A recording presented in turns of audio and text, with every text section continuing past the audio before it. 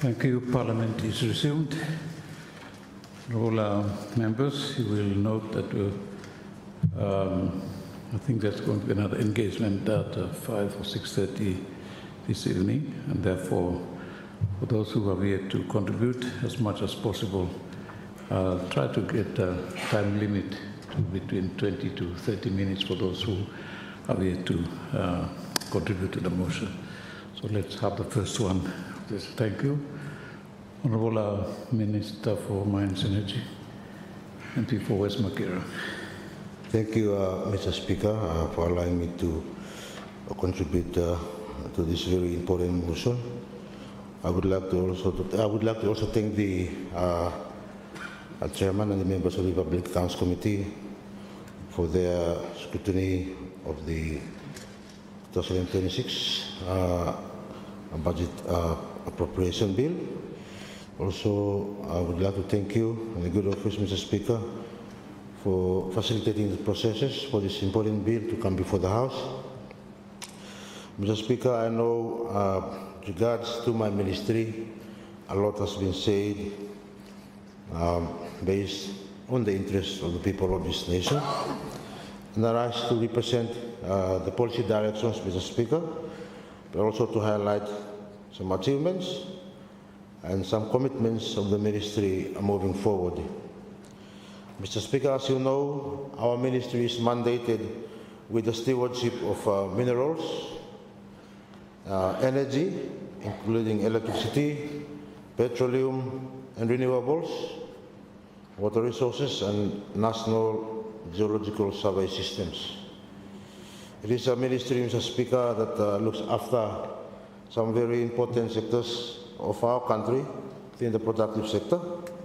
And these sectors are central to the government's economic diversification agenda and the enhancement of national resilience and the promotion of sustainable and transparent governance of our natural resources.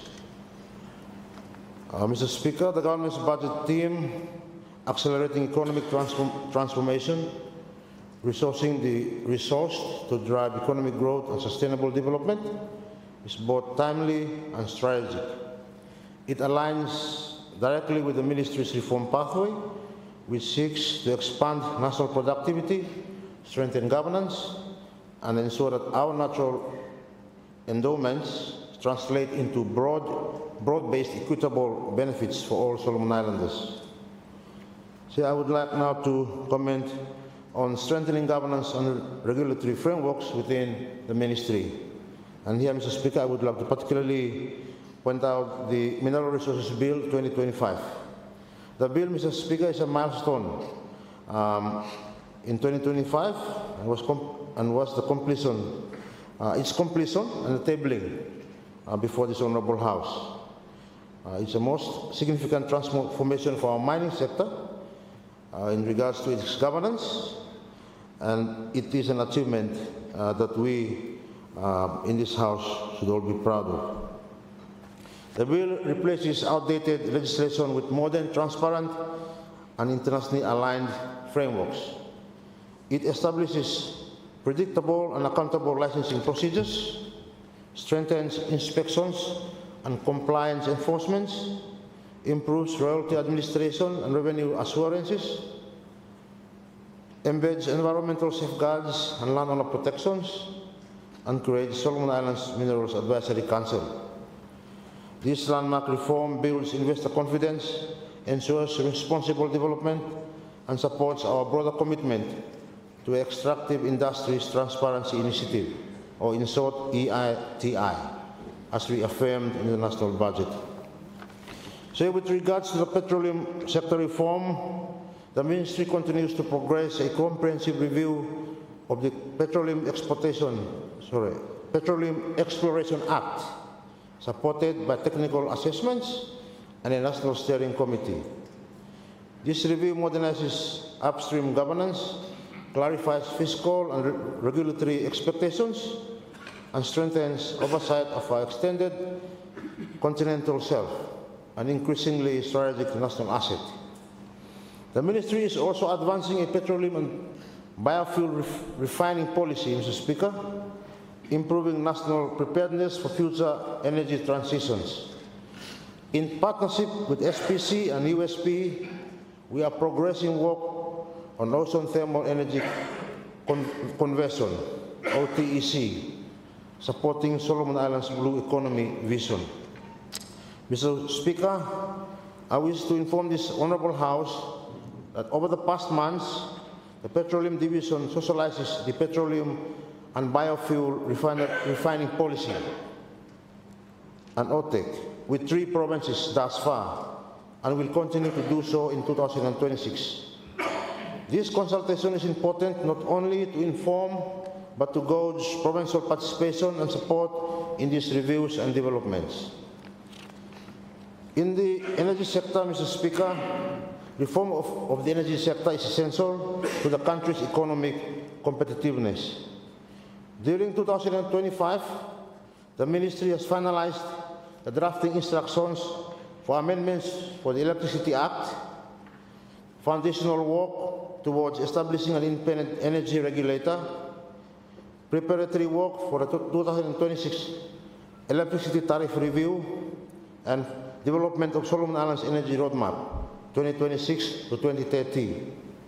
These reforms are fundamental to achieving government's policy directive for a 25% reduction in electricity tariffs over 3 years, as articulated by the Minister of Finance, and to strengthening the long-term sustainability of the energy sector. I'm also pleased to inform this House that the Tina River Hydro Project is progressing well, and we are hopeful that it will be commissioned by 2028. With regards to water resources governance, Mr. Speaker, the Ministry also completed drafting instructions for the Water Resources Bill, a transformative update that strengthens water protection, access, and management. In 2026, national consultations will expand to provinces, ensuring a robust and a widely supported legislative framework. So, in terms of institutional strengthening and human resource development, it is a reform agenda that, when it is at this magnitude, it demands strong institutions and capable personnel. In 2025, the Ministry's establishment increased from 96 to 113 positions, including 17 technical roles across geology, hydrology, petroleum governance, energy regulation, and mines compliance. More than 90% of these positions have already been filled, and significantly enhancing the Ministry's capacity to conduct geological mapping and geohazard surveillance, expand hydrological and groundwater services, enforce mining compliance and strengthen revenue assurance, advance petroleum governance and ocean resource management, and operationalize new energy regulatory functions. Mr. Speaker, we recognize that strong institutions are not built by strong people, are built rather by strong people. Investment in technical training and professional development will continue to be a core priority in 2026. With regards to progress across the ministry divisions in 2025, Mr. Speaker, the Geological Survey Division has achieved major milestones, including the procurement of modern analytical and geochemical laboratory equipment. I know this is a concern that has been raised, given our incapacity to determine the value, the quality, and quantity of our minerals that are being exported. Some of this equipment, Mr. Speaker, have been procured, and some will be procured soon. And two, the Geological Division has also completed preparatory works for the National Geochemical Laboratory, also a critical infrastructure, which has also been highlighted in the national budget. This laboratory, Mr. Speaker, as we all know, once fully operational, will significantly reduce our dependence on overseas testing, accelerate exploration timelines, and strengthen minerals valuation and compliance verifications. At this juncture, Mr. Speaker, I wish to thank the Central Tender Board for approving submissions by the Ministry for the procurement of specialized and laboratory equipments worth more than $5 million SBD to modernize and enhance the capability of the current geochemical lab to support the mining sector.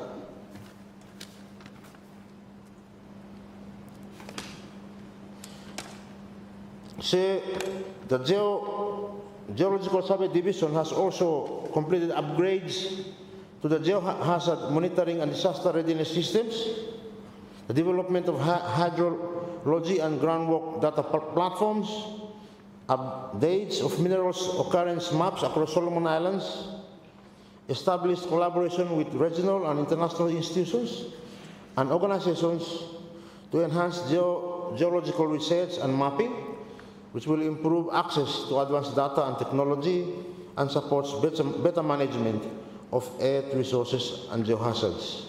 With regards to water, Mr. Speaker, the Water Resources Division has been able to have an expanded national drilling operations of water across the country, including surveys, have conducted resistivity mapping with SPC, has hosted the Pacific Water and Wastewater Regional Water Ministers meeting successfully here in Solomon Islands.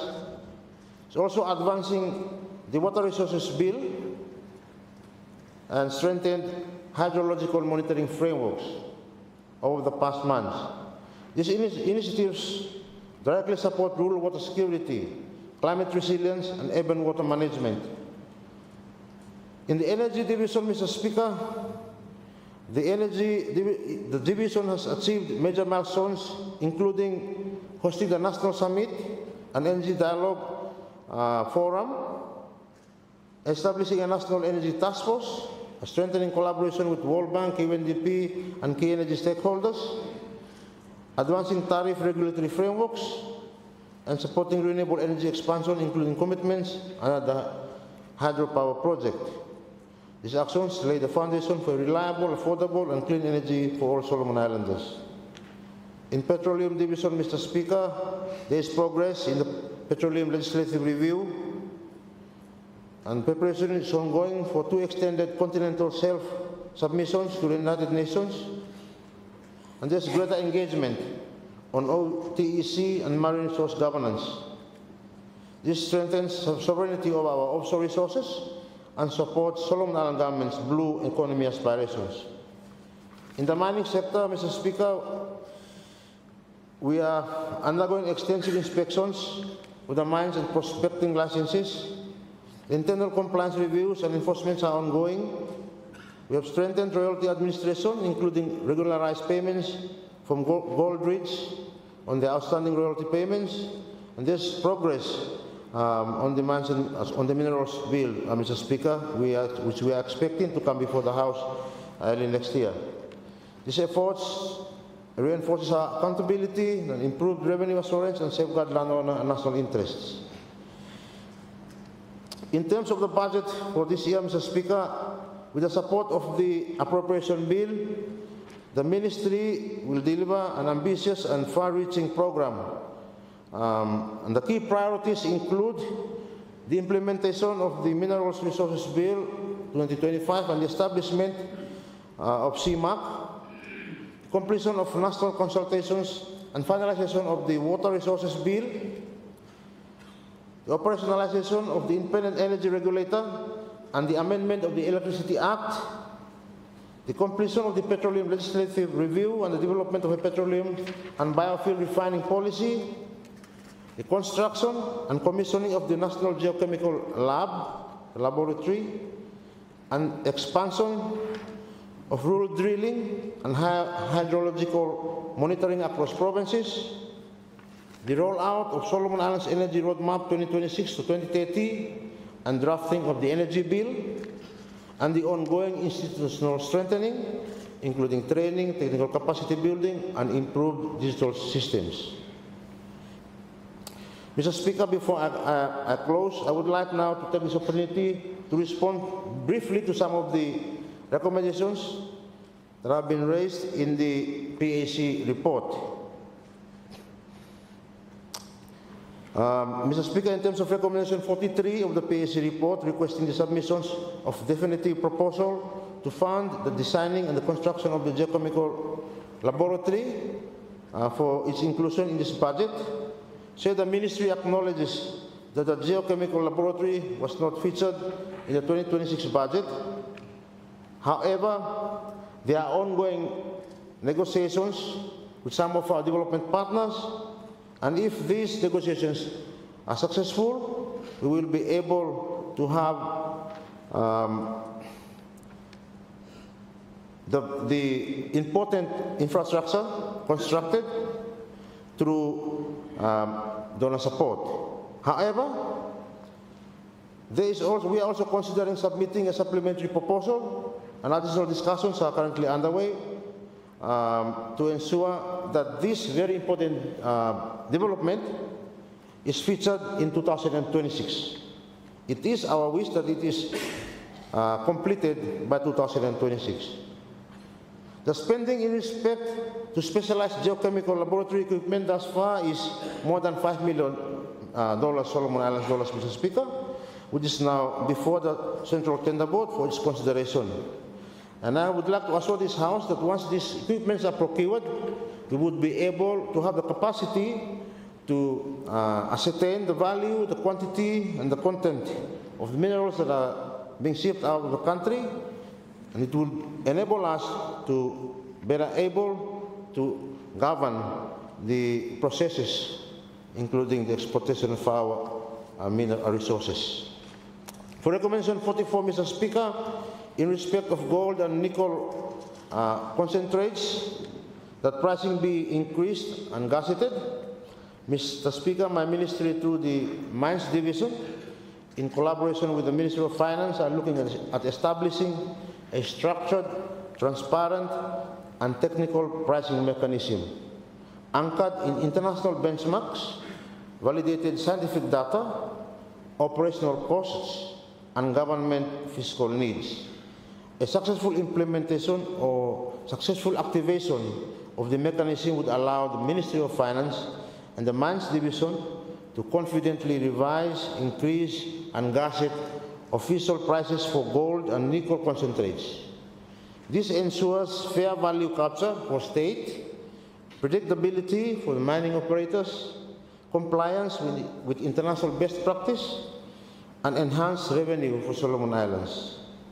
In respect of recommendation 25, Mr. Speaker, where the recommendation is for the electricity tariff to be restructured and technically reviewed to reduce the investment costs burden on customers, Mr. Speaker, the government is prioritizing the review of the electricity tariff and regulation 2026-2030.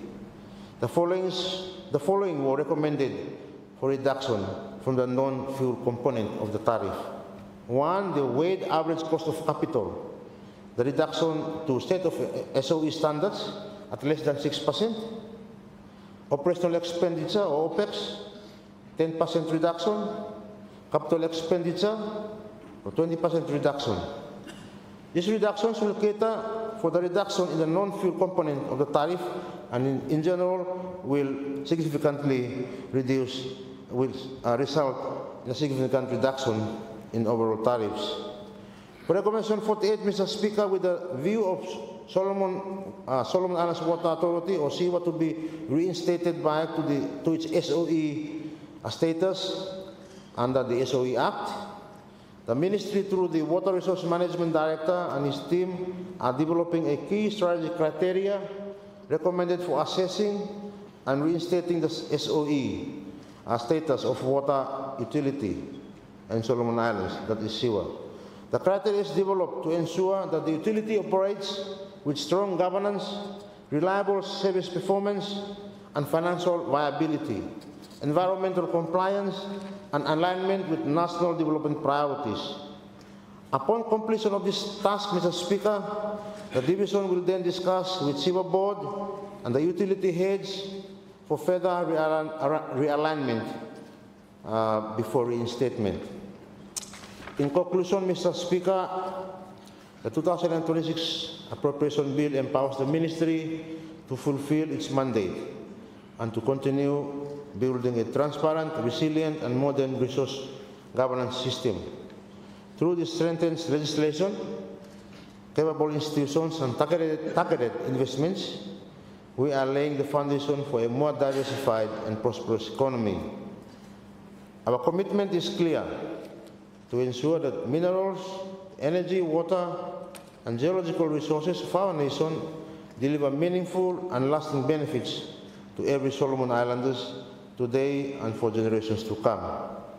With these remarks, Mr. Speaker, I commend the Ministry's program to the House and express my full support for the 2026 Appropriation Bill. Thank you, Mr. Speaker. Thank you, Honourable Minister. Let me give the floor now to, let me reverse to the Deputy Speaker, and before Sonia will come back to you. Thank you. Honourable Speaker, thank you very much for the opportunity that you've given me a little bit to contribute to the debate on the 2026 Appropriation Bill 2025. Also, I'd like to take this opportunity for thanking Minister of Finance and Treasury and the Prime Minister for the direction and the intention of the bill. Honourable Speaker, the government has outlined a very ambitious direction in this budget, one that adopts what is now referred to as the dual-track strategy. This strategy, sir, the Minister of Finance had explained, and Hepzibah, it seeks to drive economic transformation through productive sectors, while at the same time maintaining strong investment in social services, particularly in health, education, and security. This approach, sir, is visionary and commendable. It recognizes that our people need both economic opportunities and essential services to prosper. However, sir, today, by me talk a little bit, on another side, the whole thing, the bill itself is nice finish now. It's good in the exploring other side of it, what things might happen. So I wish to draw attention to some critical risks that may undermine this dual-track approach if not carefully managed.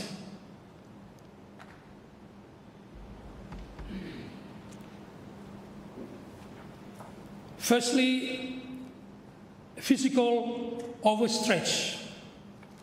Honourable Speaker, our economy continues to operate on a very narrow revenue base, heavily dependent on locking import duties and donor assistance, attempting to fund both an expansion of the productive sector and the ongoing demands of health, education, and policy may stretch our physical limits beyond sustainability. If this happens, the government may be forced into high borrowing, delay payments, or cuts in critical programs that would not only slow down growth, it would also directly affect the delivery of essential services to our people.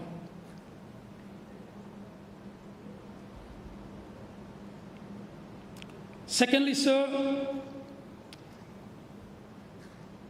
potential and possibility of policy fragmentation. There is also a risk of policy fragmentation across government. While the productive ministries, such as agriculture, fisheries, mines and energy, tourism, will focus on driving our economy and growth and exports, the service ministries, health, education, police, will naturally focus on welfare and public safety.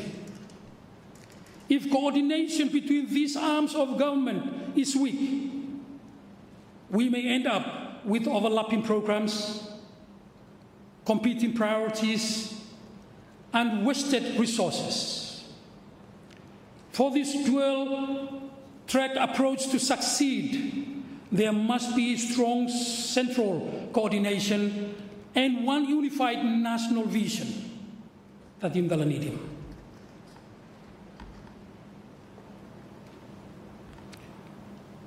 Honorable Speaker, this budget theme, resourcing the resource to drive economic growth, is intended to empower those already engaged in productive work.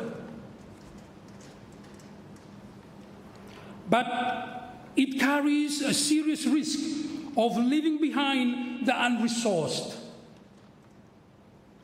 The rural poor, the small farmers, the communities in the outer islands who have little access to capital or infrastructure.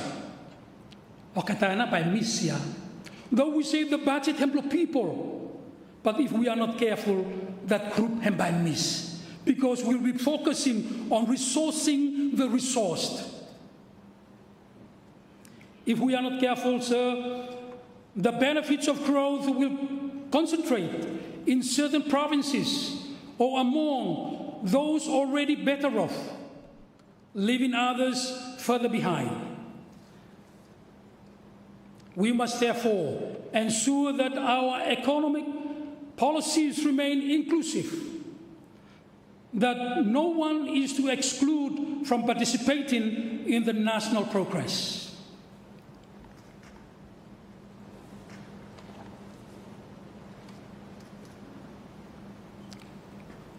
Honourable Speaker, the productive sector that the government seeks to expand, like agriculture, mine, fisheries and tourism, are all highly vulnerable to global shock.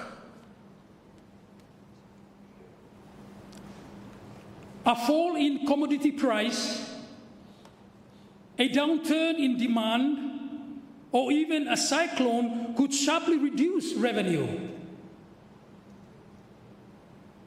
Yet the government's commitment to social spending remains consistent. That means a certain fall in income could lead to budget stress, delay wages, cuts to key services. These risks is very real in a small and open economy like ours.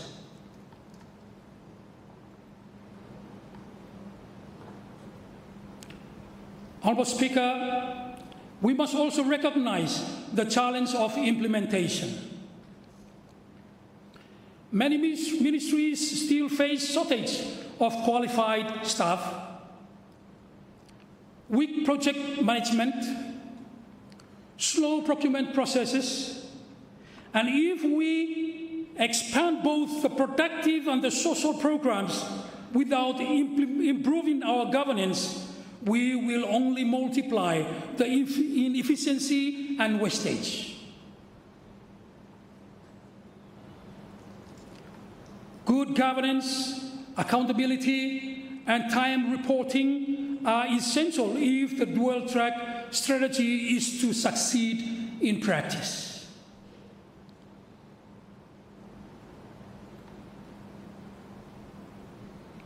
Honourable Speaker, we also continue to depend heavily on donor funding for social programs and on foreign investors for resource development. This dependency can expose us to external political and economic pressure. What will happen if donor priorities, if donors are changing priorities, if investors are losing confidence? Major programs being developed could stall midway, leaving unfinished projects, unmet commitments to our people.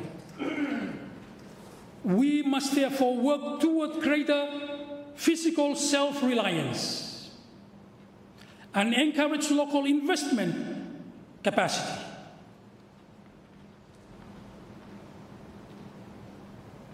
Honourable Speaker, our productive sector expansion must be matched with an equally strong investment in skills and labour capital. In other words, how many qualified personnel do the Ministry of Planning and Education prepare for this mass transition? How many skilled labourers do we have in pool ready for implementation?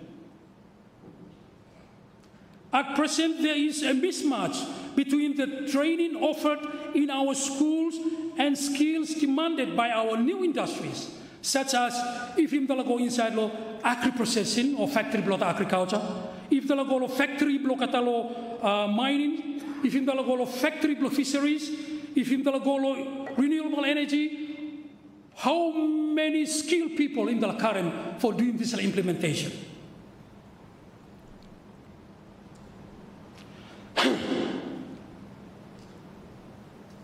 Without this alignment, sir, we may face jobless growth, where the economy expands, but the unemployment and the underemployment remain high, especially among our young people.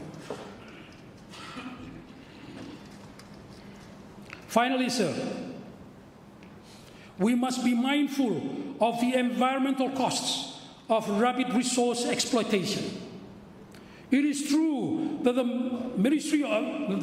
mining, logging, and the large agricultural scale have become silent. That won't have true. But if we pursue without adequate safeguard, they can destroy forests, pollute our waters, and create land disputes among our people. I know we budget for these operations. However, we are not prepared for the impacts of pollution, deforestation, land issues, and other related issues that will follow.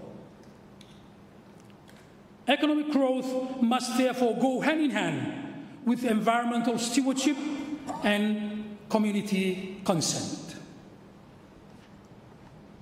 May I conclude, sir? The dual-track strategy presents both opportunity and risks. It is the right direction for our country, but its success depends on strong fiscal discipline, good governance, and inclusive implementation. We must ensure that growth is not only about figures in the budget book, but about improving the real lives of our people across every province. Let us make sure that as we empower those who are already productive, we also lift those who are still waiting for opportunity. Let us pursue growth that is fair, balanced, and sustainable for today and for future generations. With those few remarks, I support the bill and resume my seat. Thank you, Honourable MP for Isoniara. I give the floor to the Honourable Minister for Rural Development. Have the floor, sir. Thank you, Mr. Speaker, for allowing me to contribute briefly to the motion 2026 Appropriation Bill 2025, which is now before the House. Mr. Speaker, let me join other colleague ministers and the members of the Parliament to thank the Minister of Finance and Treasury and the Minister for Planning and Aid Development for setting the strategies in achieving our development strategies 2016 to 2035, together with the GNAT policies.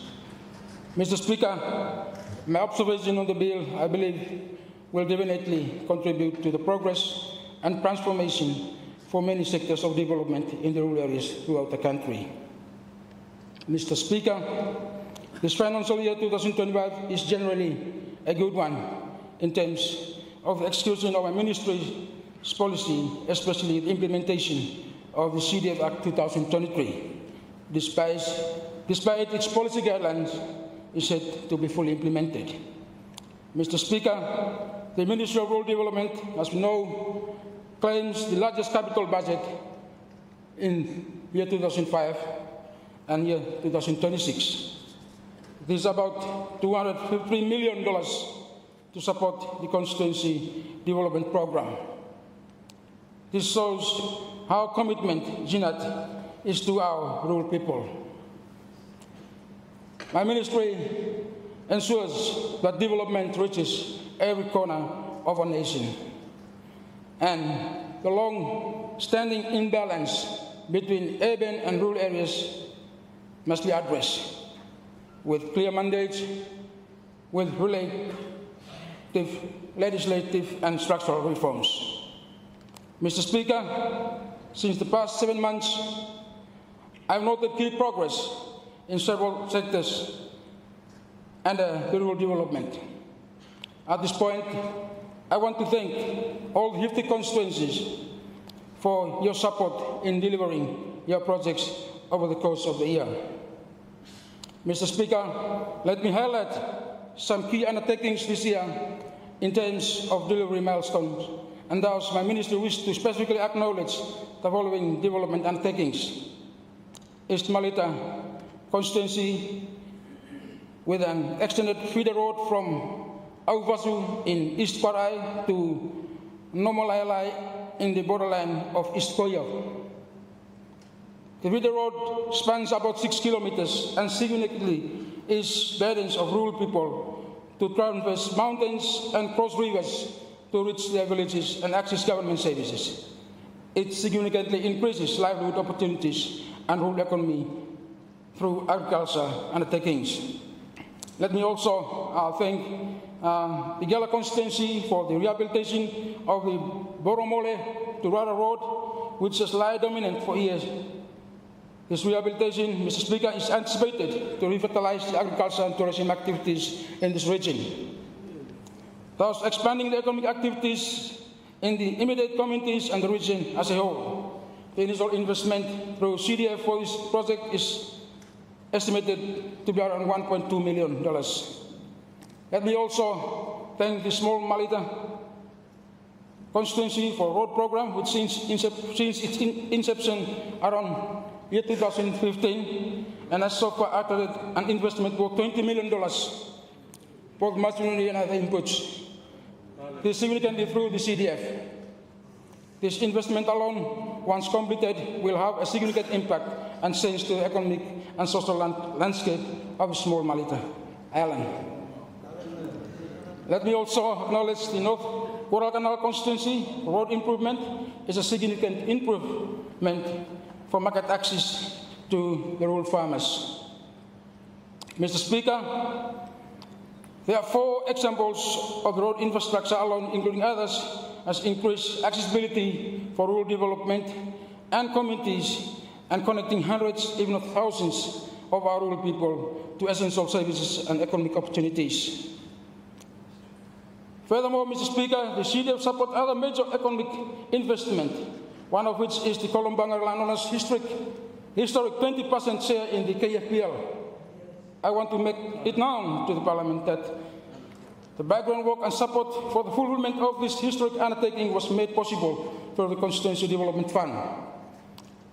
The Kolombangar constituency from 2015 to 2025 strategically invested around $3 million into the Kolombangar Landowners Trust Foundation, covering operation costs including countless consultative meetings, community engagement, awareness, and including having a ceremony itself. This is a very successful investment indeed, Mr. Speaker. Mr. Speaker, let me highlight some of the success in the sector such as agriculture and fisheries. In agriculture, my ministry, through its constituency development program, has been a critical element in ongoing progressive development of cassava and commercial crops in North Warakanaal constituency. North Warakanaal constituency stands as one of the great examples of a successful coordination of various stakeholders, including the government and donor inputs into the ongoing progressive rural development of this region. I'm very proud to say that the Constituency Development Fund is part of this investment. The success of North Goral constituency in Commercial Agasa, in my honest view, comes due to two critical factors: strategic leadership and strategic resource mobilization. Mr. Speaker, this simple yet profound example of smart investment in something that we as ministry will continue to encourage with our communities to identify and work on. CDF can be a strategic resource mobilization platform for local level economic investment and development.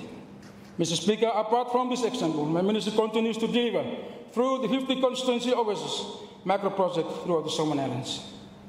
From Shortland in the west to Tikopi in the east, Lorawi in the north, and Renal Bellona in the south. The government-funded constituency development program successfully delivers projects which supports individuals with small village machineries, equipment, tools, building material, health facilities and education facilities, and small startup grant for small business. Investment in fisheries from the constituencies, in seaweed farming and fishing has seen an increase in productivity in the recent past years. Mostly in 2024 and 2025 period, as reported by the powerful Minister for Fisheries and Marine Resources, increased, especially in seaweed farming, subsequently increased the production output and export volumes for the country this year. CDF has contributed a lot to this, Mr. Speaker.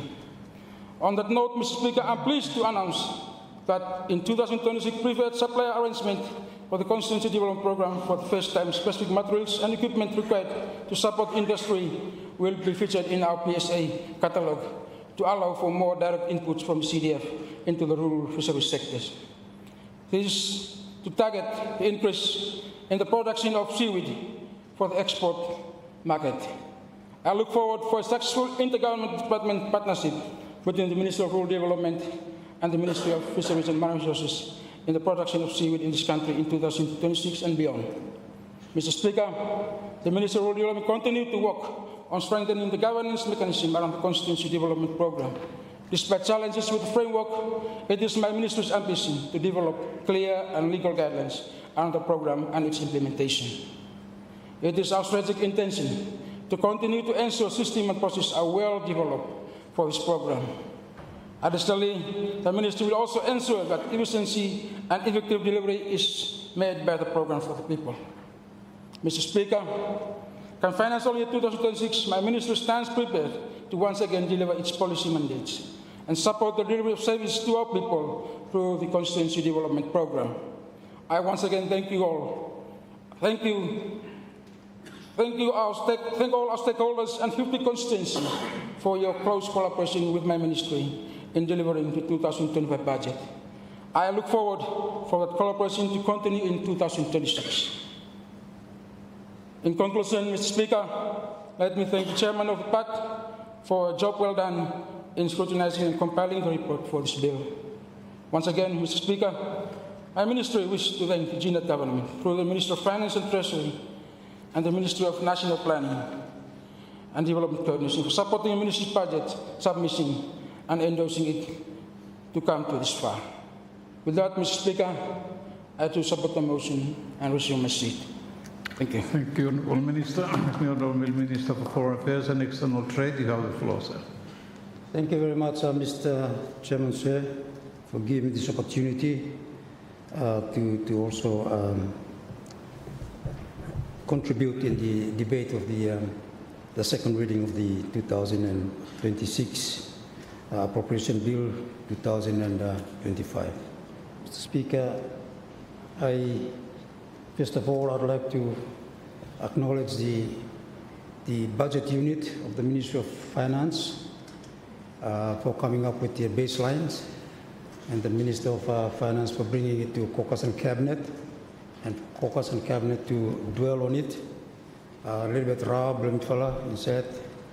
And then I'd like also to thank the Chairman of the Public Accounts Committee, Goodbro Blumi, member for Central Honiara, and his committee for coming up with a nice report on the Public Accounts Committee report.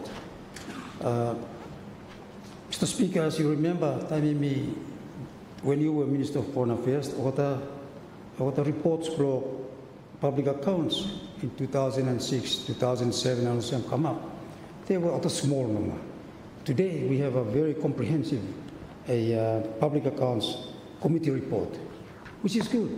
It allows us to dwell on issues that are critical in our country and that are important in our country, Mr. Chair. I had a meeting this morning with the Gold land owners, and we were discussing about the way forward for Gold Ridge. As you know, mining is coming up. There's a lot of talk about the mining, and there are two deposits, or the new ones, that are like lithium out on two sides of Gold Ridge. And not only that, we also discuss about the hydro, land for helping now, not only the project, the Gold Ridge mining project, but also maybe come down to CDC1 and help him with the planes for there. So that's how far we try for helping in the country in terms of a way forward, economic recovery, not recovery, growth, believe me, the country say. So, what is unifying for you, me, in all our discussion is our shared goal on both sides of the House, to place this country on a path of economic growth that is sustainable, resilient, as we prepare for graduation of 2026 in December, 2027 December, sir. Mr. Speaker, if you look at the rate of the population, we are growing 3 to 4 times our rate of population growth. If you look at our GDP, we have, as the Minister of Finance alluded to, 2.7 growth baseline for 2026. And also, if you look at the other prospects for me, for example, tourism, we anticipating a 4.5% growth. Communication, we got a 12.4% growth. And agriculture, we have 3.2% growth, Mr. Speaker said. So these are economic achievements that we continue for our government. And also the Ministry of Fisheries, or the growths are there too, Mr. Speaker, going forward. Mr. Speaker, in Solomon Islands have stepped up in a lot of things that we do the region, as well as international scenery. So we have gathered momentum since after not only joining PRC, but also the PRC building the stadium, believe me. And after that, we have a number of international meetings, and also not only meetings, but other sports that is facilitated in the country. And people are always looking forward from what I hear, for coming Honiara for engage with the meetings, believe me. So, Mr. Speaker, this year alone, we have in February, the Honiara Summit on SDG 14.4, and then we have the Association of the South Pacific Airlines in May, and then we have the Pacific Island Telecommunication Association General Annual Meeting, again in Honiara. We just finished the PESA Plus official meeting, and we also have the Pacific Water and Wastewater Management meeting. We also have the Pacific Island Forum Leaders meeting in September, and the other one is the Pacific Ocean Conference in October, going into, and then the Pacific Labor Mobility just recently last week, and also the PESA Plus official and ministerial meeting. So we were engaged in a number of meetings highlighting the step up that Solomon Islands is taking in terms of international and regional engagement, Mr. Speaker said. Mr. Speaker, before me, let me go through this and then I'll come report it because there are some very important critical analysis and questions that the chairman, Lord PAC and his committee have raised, and me like to answer them some for Logata. But let me start by saying the security, believe me, say. Loside Lo Solomon Islands Royal Police Force, he may also step up there, say, in terms of the arrangement during the PIF meeting. Of course, we have Australia, New Zealand there, we have Papua New Guinea, but our men have stood up. And I'd like to congratulate him, Minister of Police and National Security, Correctional Service, and the Commissioner, and all ranks and file for leading the country, believe me, law security matters when we needed it most during the Pacific Island Forum Leaders Meeting, Mr. Speaker said. Also, I think there's a critical questions here, recommendation number 18, that time come ministry. Also, Mr. Speaker, I think that we got a number of officers who have been trained. There are number of officers who have trained for using peacekeeping.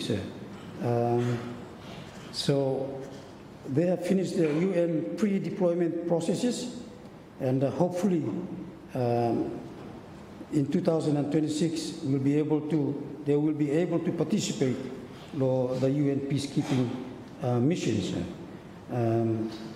There are 8 of them, 8 police officers who have trained the UN pre-deployment processes. So what are finished now. So hopefully next year we'll be able to deploy them to use this opportunity for engaging officers. Blaming the knowledge and experience that they will gain will come back and help our officers in terms of advancing our security in the country, as Mr. Speaker said. So, 8 Falana there. Mr. Speaker, also, Mr. Speaker, I think Ogata Losaidlo Health.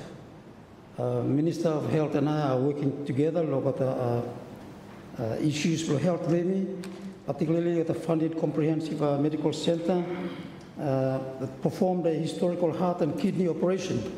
Yeah, Minister? Right. So this is a milestone achievement that this hospital has given us, that opportunity for even though referring to go overseas, but we do the historical heart and kidney operation right here, Solomon Islands, Honiara. So as we continue to grow our capacity in the health sector, we will need to look at a people-centered approach of how our people can support our nation, so nationwide health system, an affordable user-pay system that can sustain quality health care for everyone that needs to be explored. Mr. Speaker, at the margin of the United Nations General Assembly, I had the opportunity for meet with him, the Foreign Minister of Cuba. As usual, over meeting. So I alluded to the fact that I would like to re-engage with him, Cuba, for training with our doctors, particularly primary health care, that's what their specialty is. So that is something that we feel by engaging in, and hopefully we can get our students for Gomalo, Cuba, for doing some primary health care. Primary health care is very important, I say. Before you cut them hand, cut them leg, preventive is more important.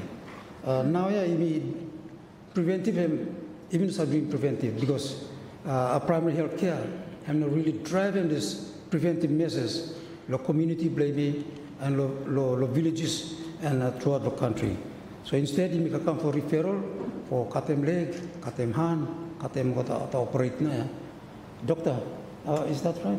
Yeah, Minister of Health, Bangladesh. So that is something that we as Foreign Minister would like to do again, re-engage in Bogota Group law, Cuba law healthcare.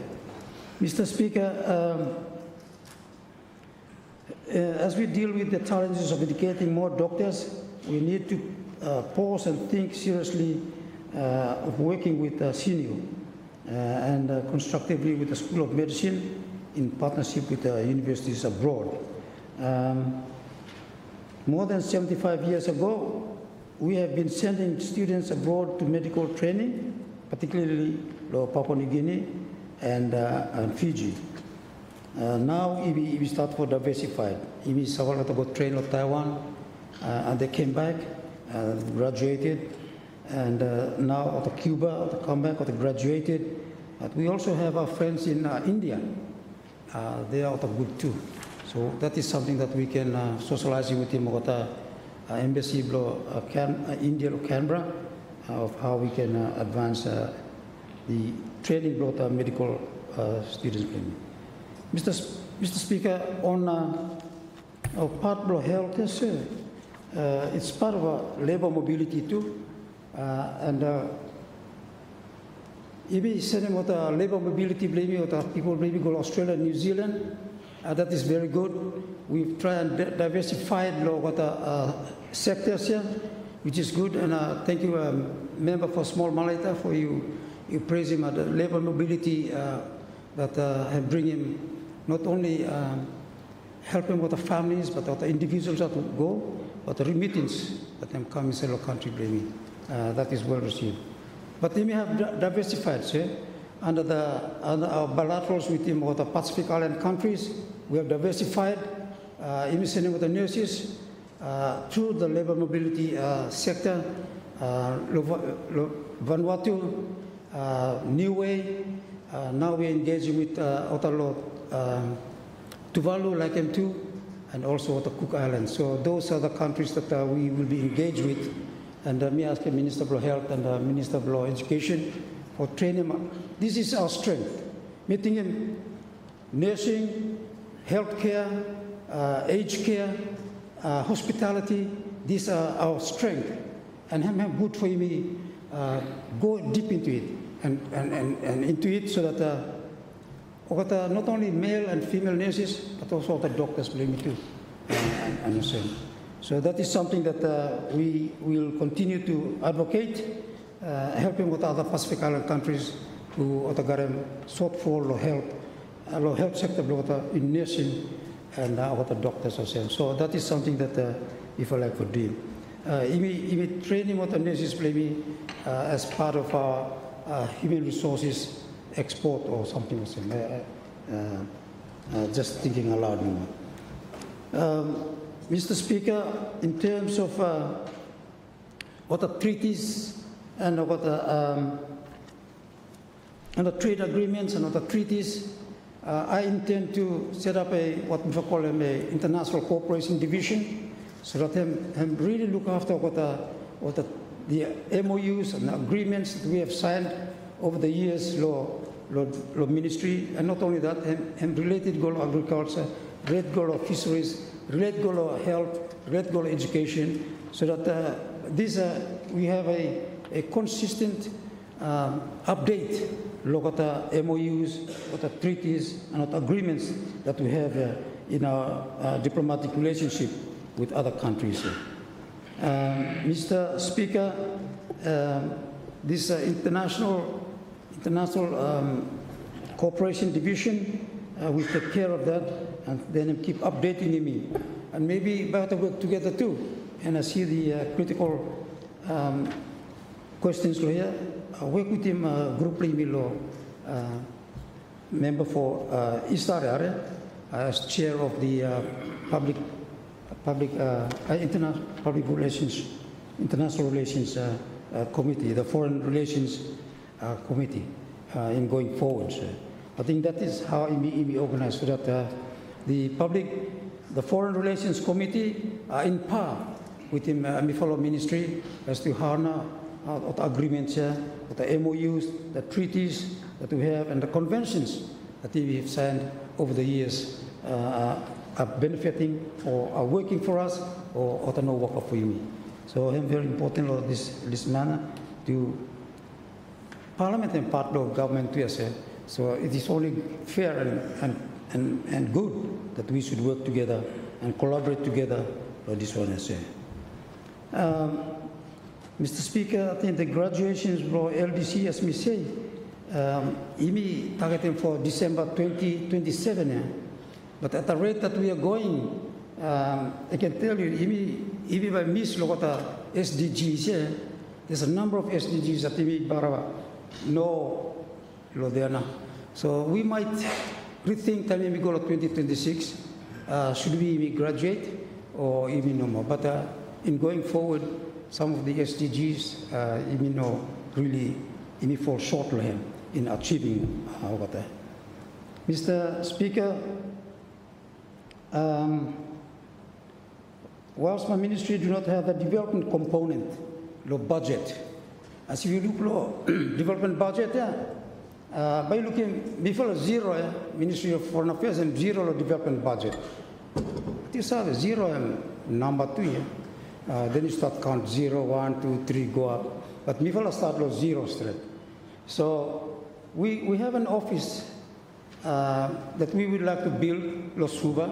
We have a piece of land that the Fijian government have given to us through a Melanesian, the former Prime Minister here, the member for East Choiseul, familiar with him, that through Fiji at the given of MSG countries, Vanuatu, Papua New Guinea, and Solomon Islands. So help us up USP center, USP, yes. So that's us around land believing. We've started fencing, but we pull from what other heads for do the fencing.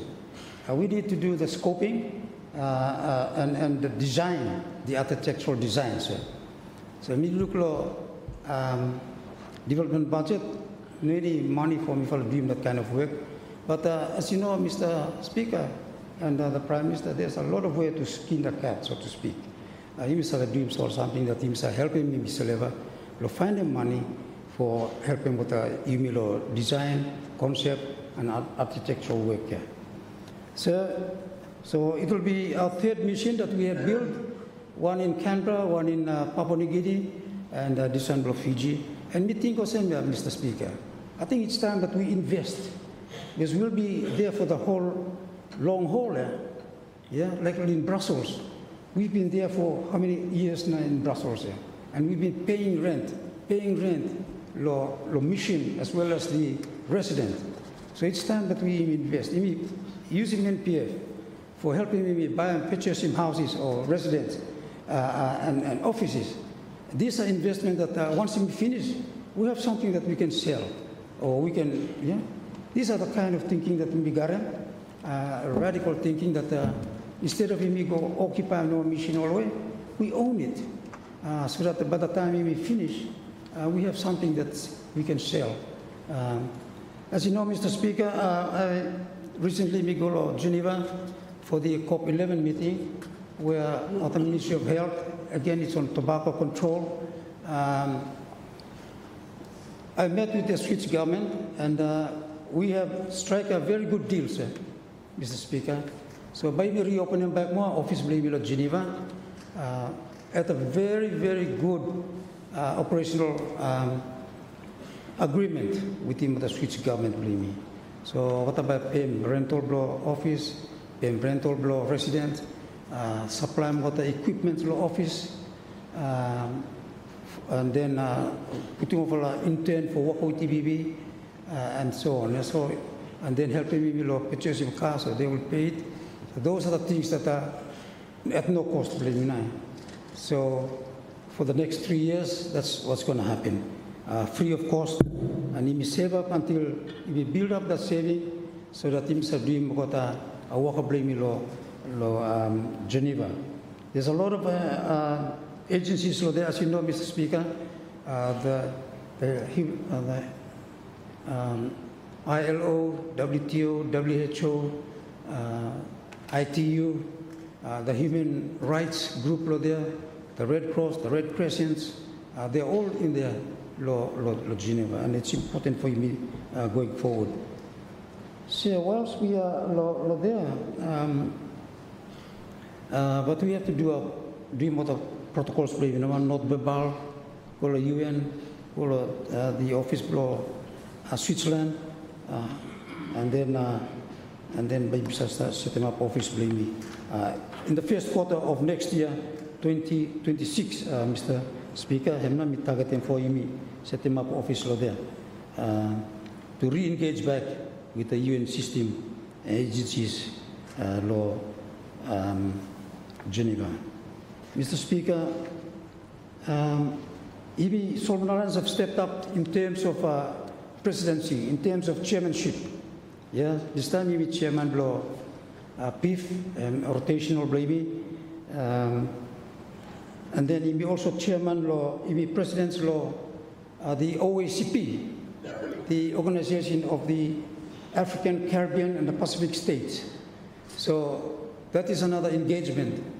So our meeting will be this next 2 weeks, yeah? So we'll be going up there to chair the meeting of the Council of Ministers. There are 79 countries who are members of the OACP from Africa, Caribbean, and Indo-Pacific. So we are the chair of that, or the presidency of that, the Council of Ministers. And also, Chair, we are voted in for as the president and chair of the little G7 plus. This is different. It's different from the big G77, where I saw in the report, the big G77 is a plus China. It refers to the group of the largest intergovernmental organization of developing countries at the United Nations, in close partnership with China. Ogata representing interests of the global South on the world stage, and also they're fostering the South-South cooperation and tackling global challenges. So those is another G. That's the big G77 plus China.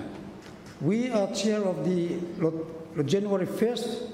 Next year we are chair of the little G7 plus. These are fragile states of the United Nations, calling that the fragile states. And what we, out of the 3 countries that we contest, Liberia and the Democratic Republic of Congo, what are voting is Solomon Islands as chair of the G7 plus. The G7 plus here is an intergovernmental organization of countries that promotes peace and stability through advocacy in aid effectiveness and facilitates peer learning in good development practice and good governance. Several members believe me to go to fight like Sudan, or to go ahead the Democratic Republic of Congo, to go ahead too. There are a lot of problems that happen over there as even the fragile states within Africa, Asia, and even the Pacific. That's how I be chair of that one. They have offices in New York, Portugal, and Timor-Leste. Timor-Leste now Secretariat and Sudan there. So we'll be chairing that for the next 2 years, 2026, 2027. So, Mr. Speaker, we have stepped up in our engagement in regional and global roles that we engage with him over our countries. Mr. Speaker, in terms of the new challenges that we have, EU, it's the deforestation. The deforestation. I think Minister Law, the member law, law 2023 law June, that's when it's enacted. It will come into effect or come into force law December this year. So that means if you plant them cocoa blue law, where got a cut of deforestation or deforestation happen, but EU is buying. And we have a very good report law cocoa beans blaming, Mr. Speaker. I must say this.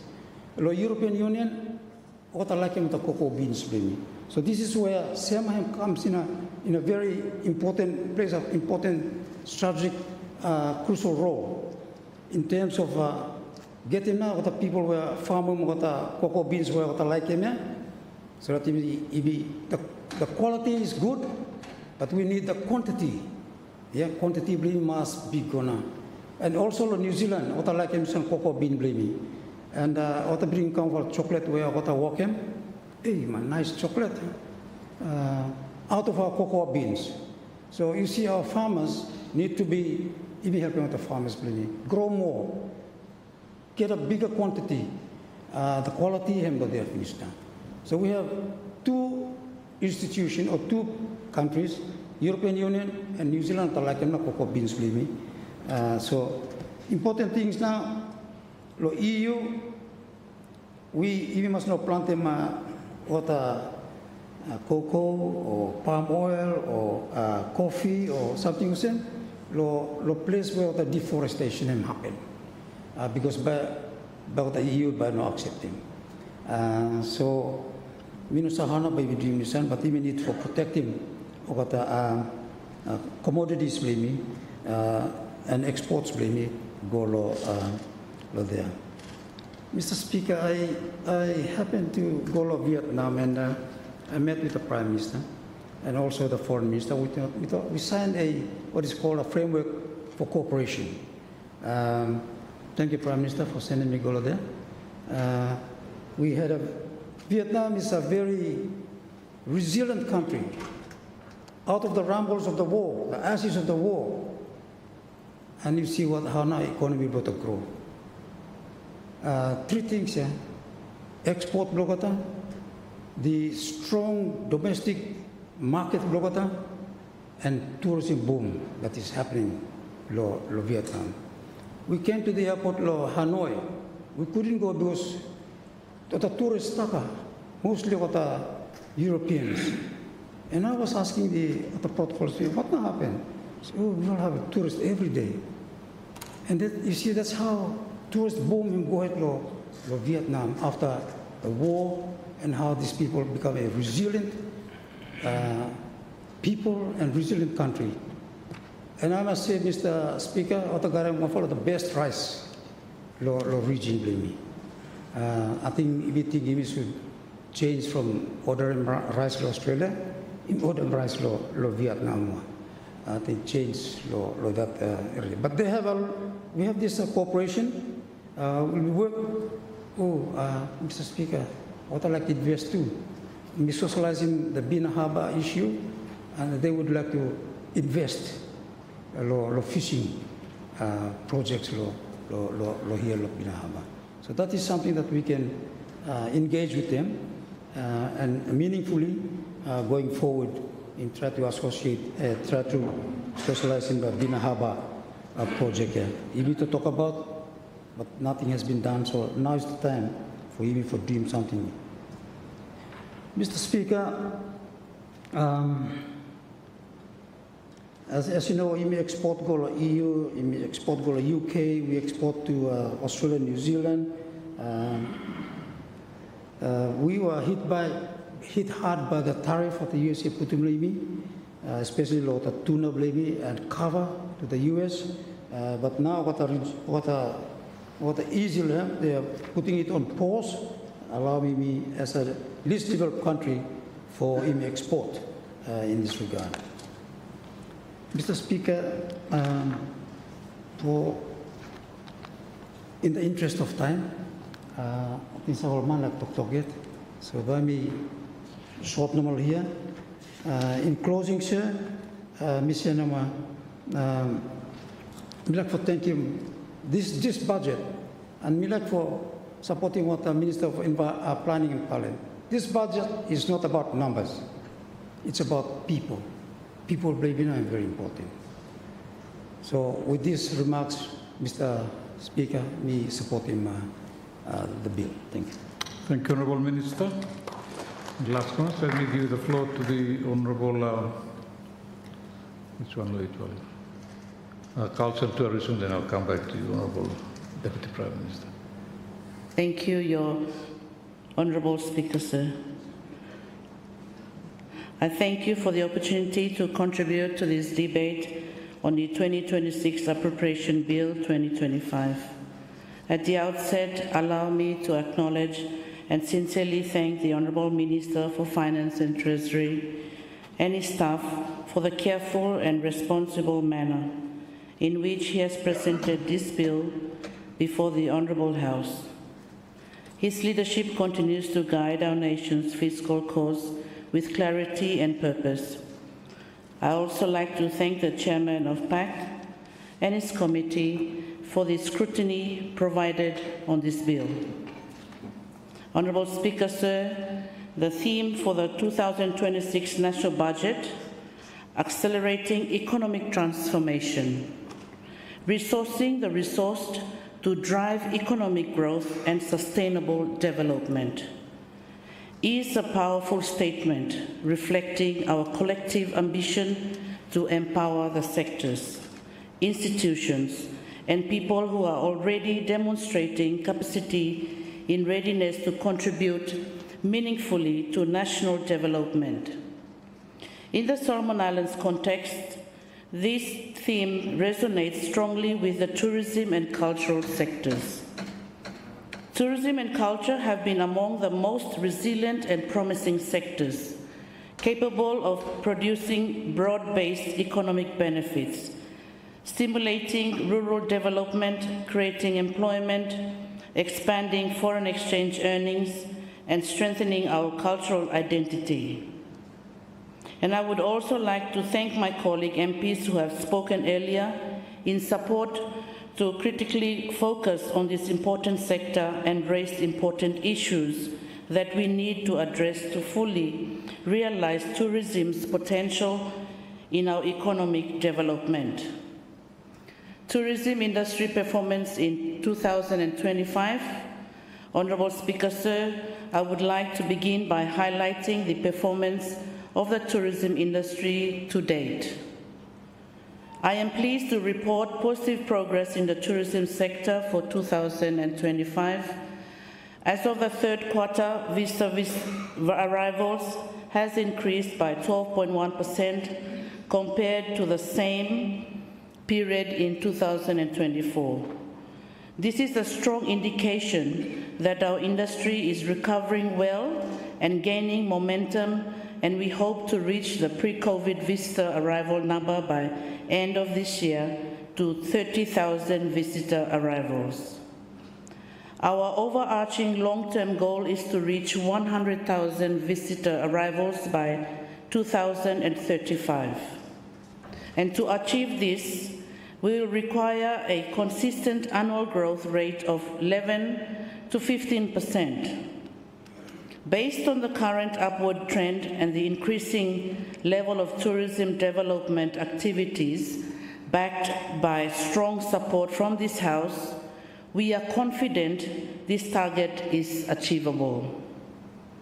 Our growth forecasts are guided by several key factors: ongoing domestic and international airport upgrades, improving internal connectivity, access and safety, new hotel developments, expansions and upgrades in Honiara and provinces such as Western, Central and Makira, major tourism product developments, including the Bloody Ridge National Heritage and Historical Park, opening of new international markets, especially China, improvements in visa processing, the planned extension of Henderson International Airport, enabling future direct flights between China and Solomon Islands. Tourism's contribution to the economy. Honourable Speaker, sir, in terms of tourism's contribution into the local economy, I would also like to state that it continues to grow. The 2024 visitor survey shows that each visitor that comes to the Solomon Islands spends an average of $3,611 per trip. This is an increase of 9.7% from 2023, with an average spend of $3,292 per trip. With current arrival numbers, this translates to approximately 800 million SBD dollars in direct spending annually circulating within our economy. As we expand our tourism products and create more vista experiences, we aim to increase both the length of stay and daily spend. With the achievement of our 2035 arrival target, we are positioning Solomon Islands to host a $1 billion tourism industry, a sustainable, inclusive, and non-extractive industry that supports through true economic diversification. Sir, this is one of the key high-level priorities stipulated in this bill. Impact of the 2025 budget allocation. Honourable Speaker, sir, this year, 2025, marks the first time the Ministry received a significantly increased budget allocation. We are pleased to inform this Honourable House that more than 75% of the Ministry's allocation was invested directly into the private sector.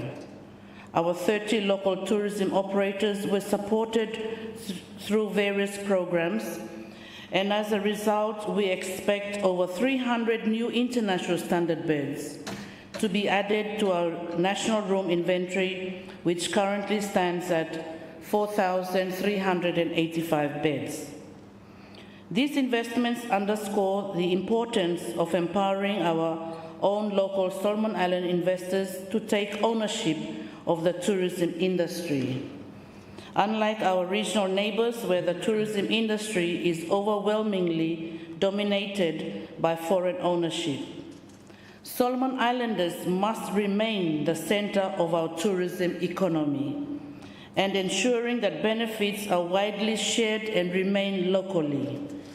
We welcome foreign investment, but not at the expense of local participation, local equity, and local benefit.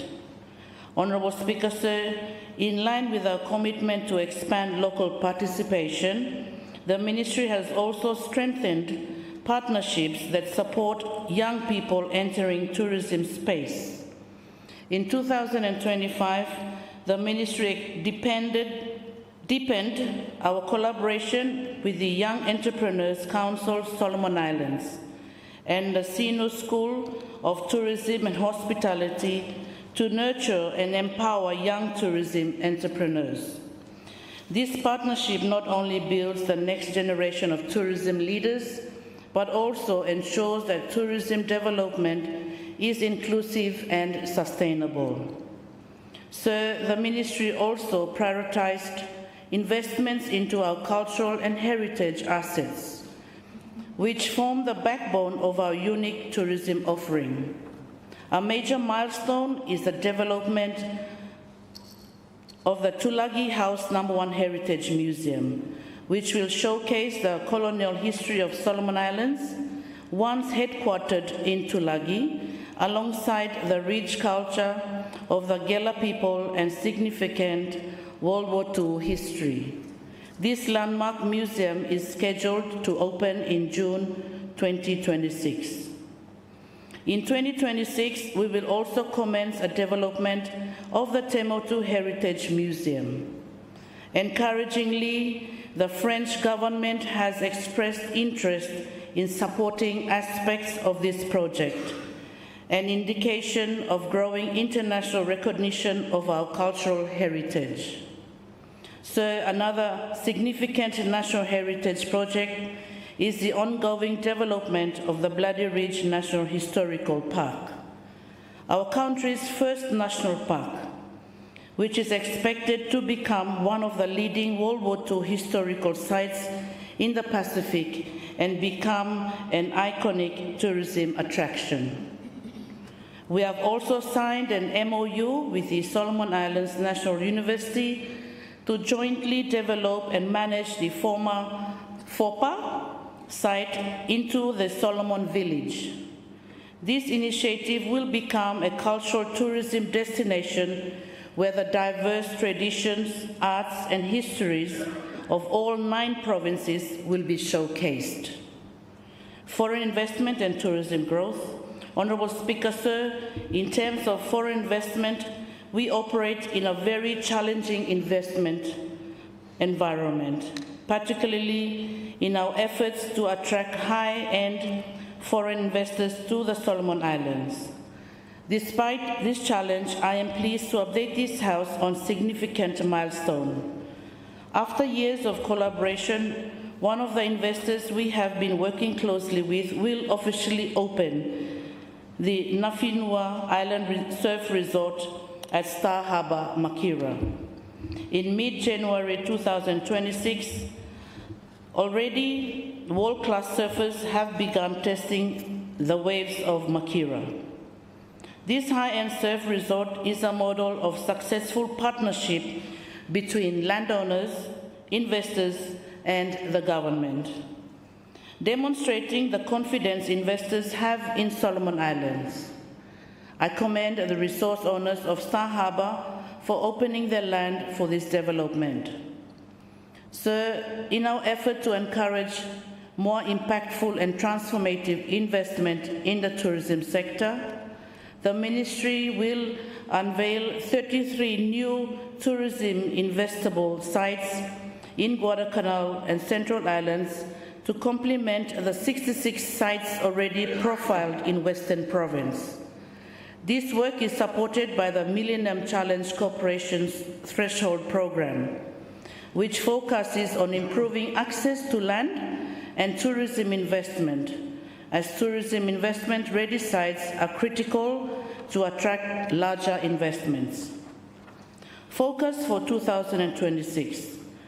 Honourable Speaker, sir, the Ministry is pleased that its budget allocation for 2026 remains at the same strengthened level as 2025. Our priorities for 2026 will continue to build on the momentum established this year under 3 programs, namely Tourism Development and Institutional Strengthening Program with an allocation of $22 million, National Tourism Product Development with an allocation of $14.2 million, and National Cultural Heritage and Tourism Infrastructure Program with an allocation of $10.2 million. This amount to a total of $46.4 million. Our main focus will be on strengthening the accommodation supply chain, developing new cultural, natural, and heritage-based tourism products, improving visitor experiences, working with partners to enhance air, land, and sea connectivity, prioritizing development in our key tourism hubs, Honiara, Munda, Tulagi, and Auki, to target quick wins and address low-hanging opportunities. At this juncture, sir, I also wish to respond to the important comments raised by the Honourable Member for East Choiseul regarding the need to reform the tourism sector and empower the private sector to take the lead in driving growth. I fully agree with the Honourable Member's observation. In fact, the Ministry has already developed a concept of build and lease tourism development model, where the government, through a public-private partnership arrangement, will take the lead to finance construction of core hotel infrastructure according to specification of an international brand hotel, and then lease its facility to this chain hotel to manage and operate it under its brand. Under this approach, the government will also explore mechanisms for Solomon Island government to hold equity through ICSI, thereby ensuring long-term national ownership and revenue through dividend, while allowing the private sector to drive operational excellence and market competitiveness. This reform direction reflects Solomon Islands' chronic underinvestment in hotel and resort infrastructure due to high capital development cost, which makes it unattractive for investors, limited access to finance, market size concerns, land tenure uncertainty, fragmented investor confidence.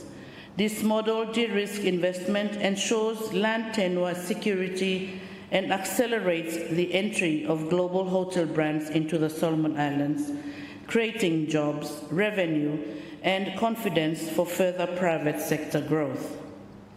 Marketing and rebranding the Solomon Islands. Honourable Speaker, sir, moving on to our marketing and promotion activities, having returned to pre-COVID visitor numbers, our marketing strategy will transition from recovery of growth. In 2026, we will adopt a more expansionary and targeted marketing approach in which we will explore new markets while strengthening partnerships with our core long and short-haul markets. A key activity in this new phase is the rebranding of Solomon Islands, with Cabinet's recent approval for us to revert to our original global destination brand, Solomon Islands, the Happy Isles.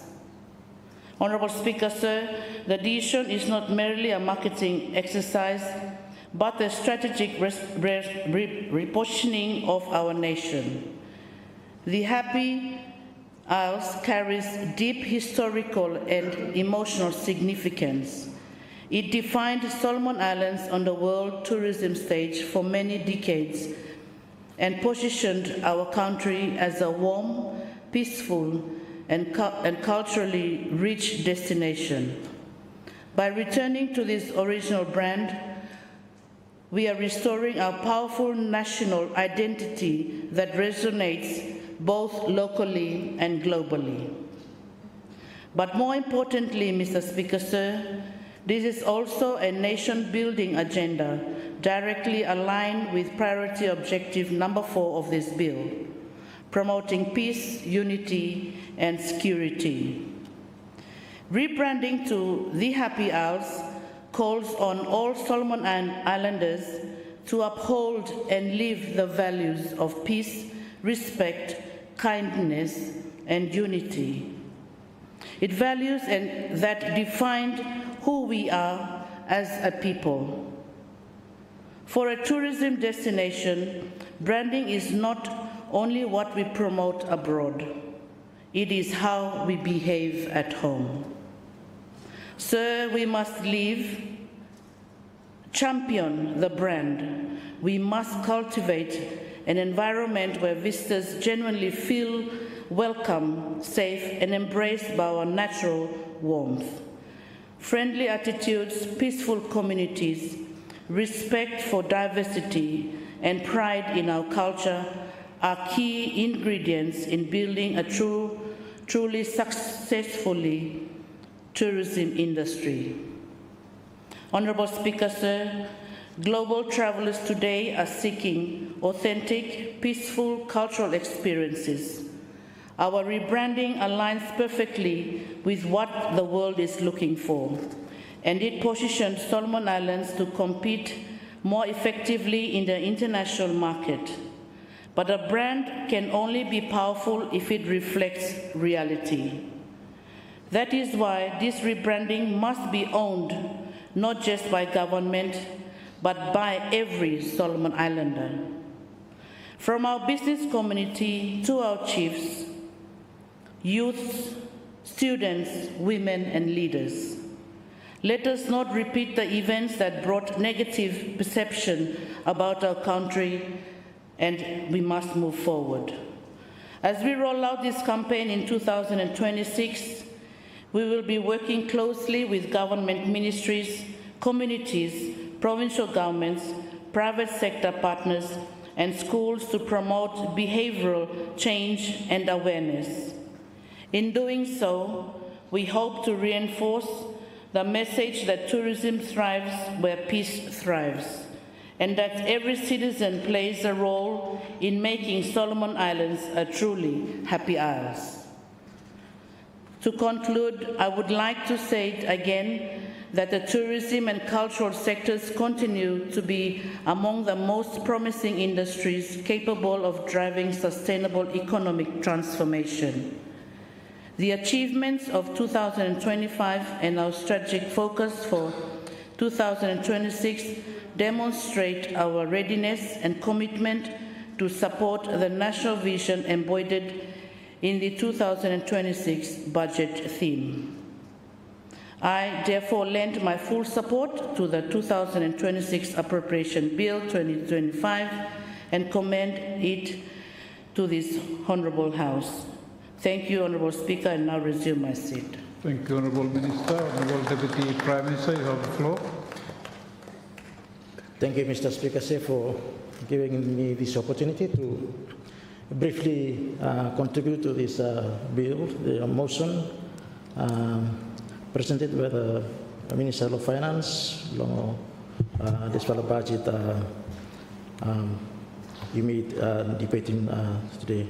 Mr. Speaker, my contribution will be brief, as most of the things have been stated by the ministers and also those who have contributed to support this bill.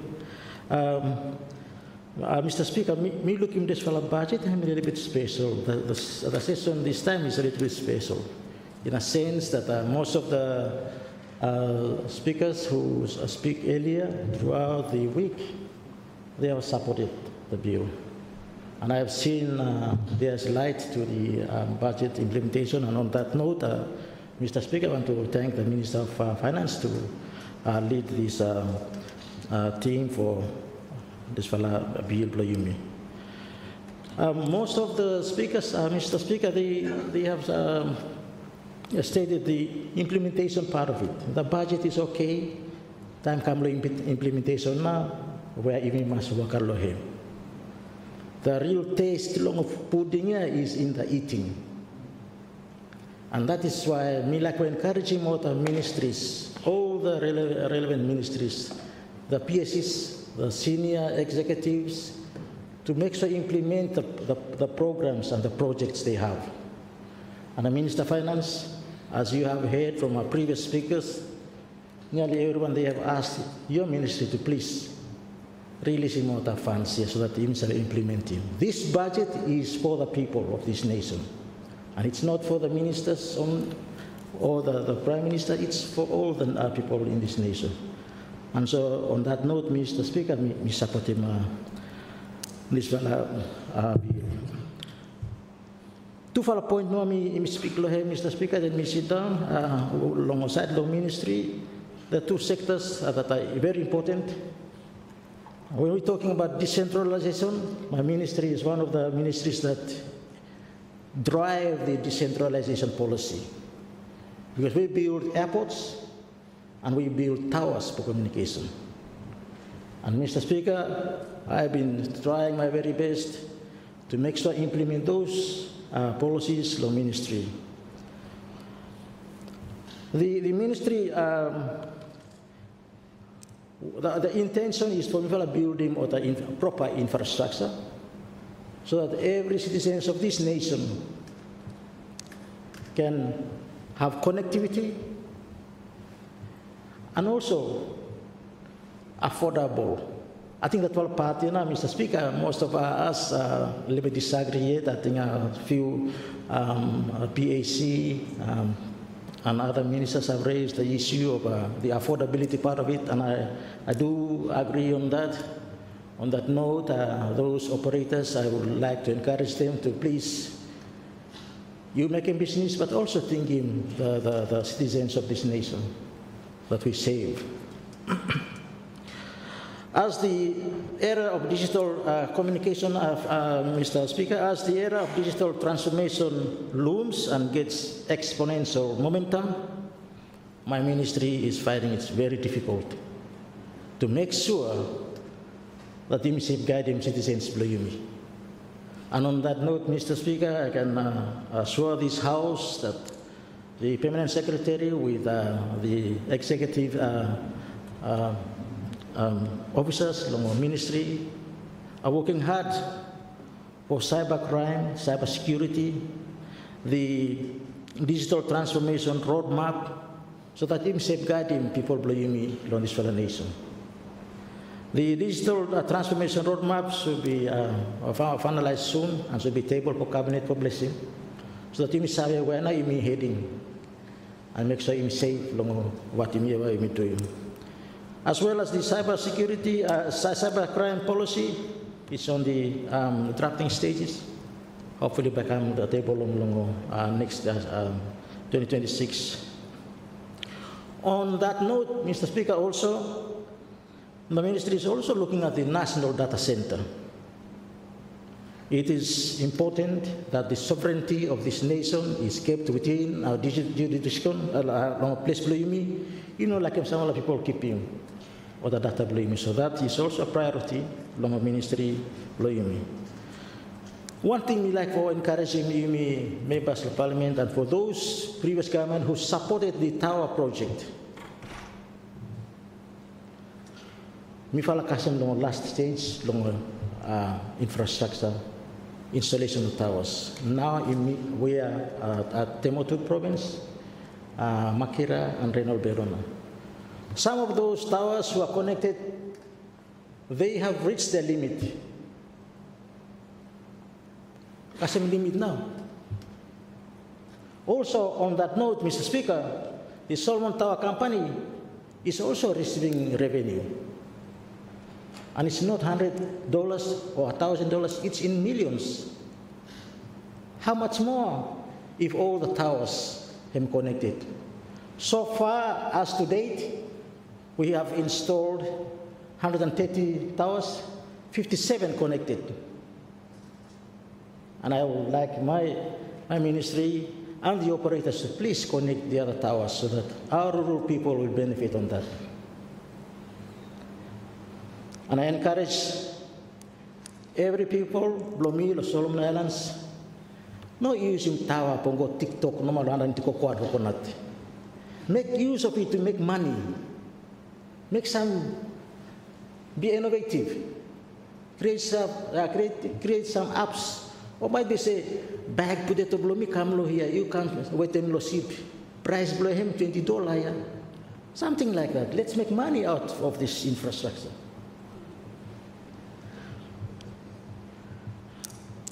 On that note, also, I would like to encourage the operators to please look good the pricing so that people belong rural areas, believe me, they can afford it.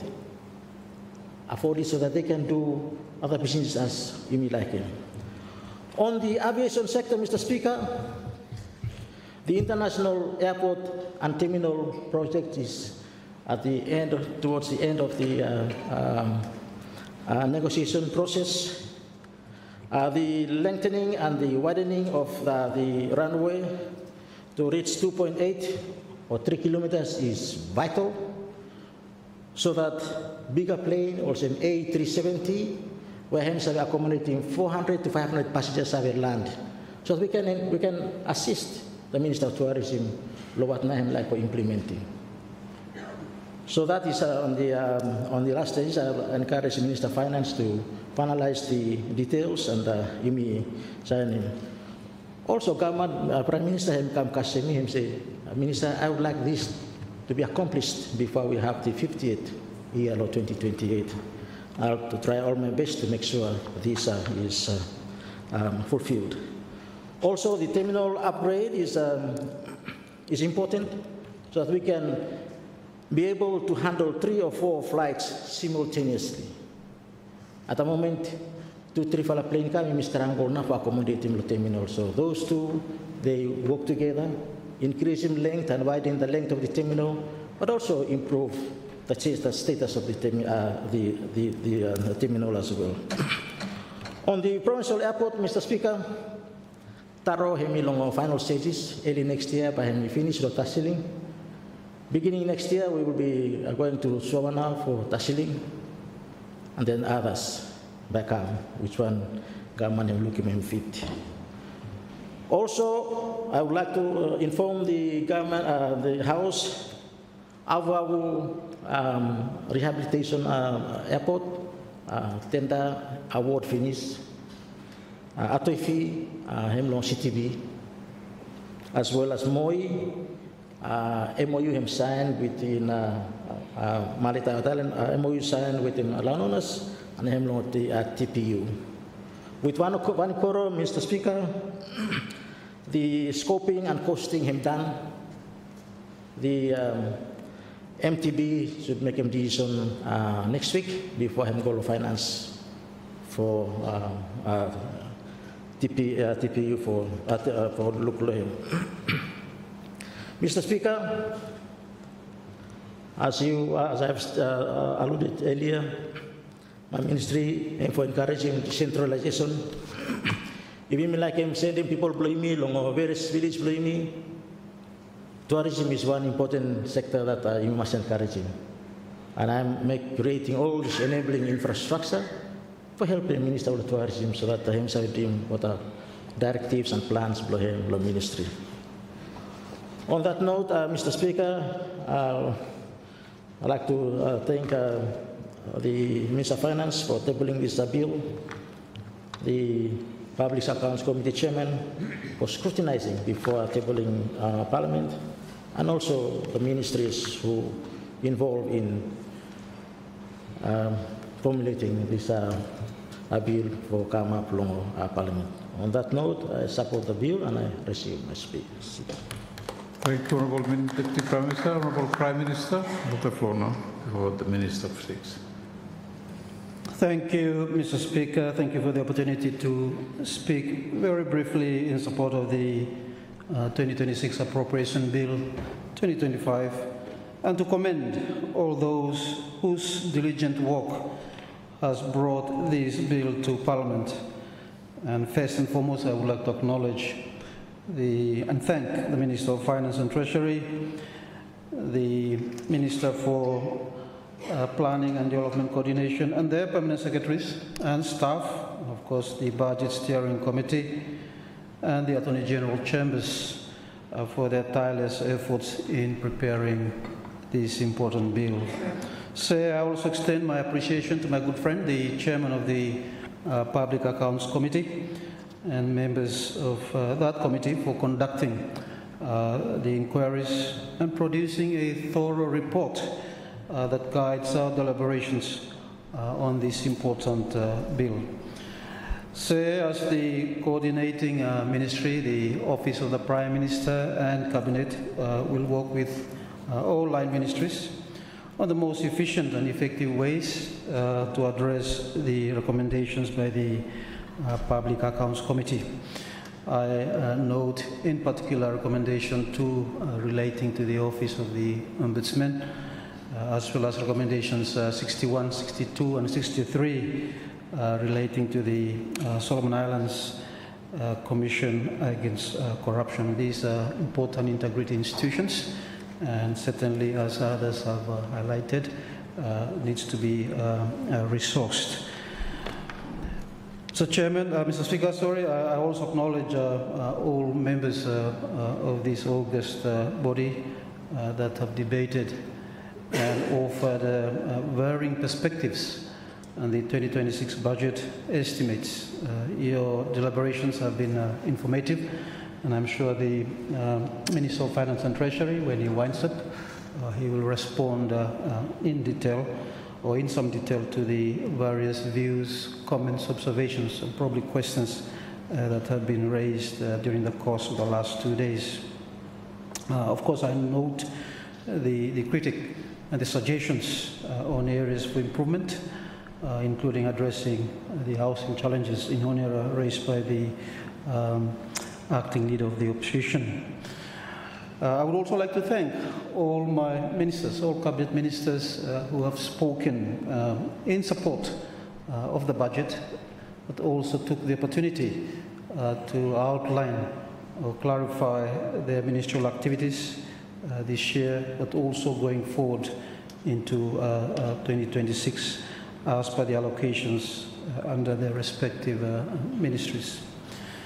Mr. Speaker, in terms of the credibility of the budget, last week the Minister of Finance and Treasury, when he delivered his budget speech, provided a comprehensive background and rationalization that clearly pointed to the credibility of the 2026 budget estimates.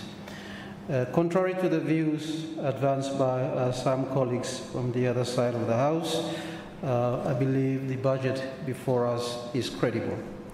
It is based on sound analysis of both domestic and international contexts that underpin our economy.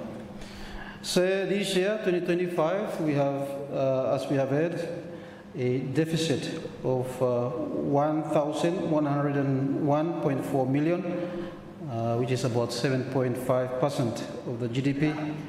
And next year, we will have a deficit of 548 million, which is about 3.5% of the GDP. So this is a significant reduction in the deficit, and one which is made willfully by the government as part of its medium-term policy.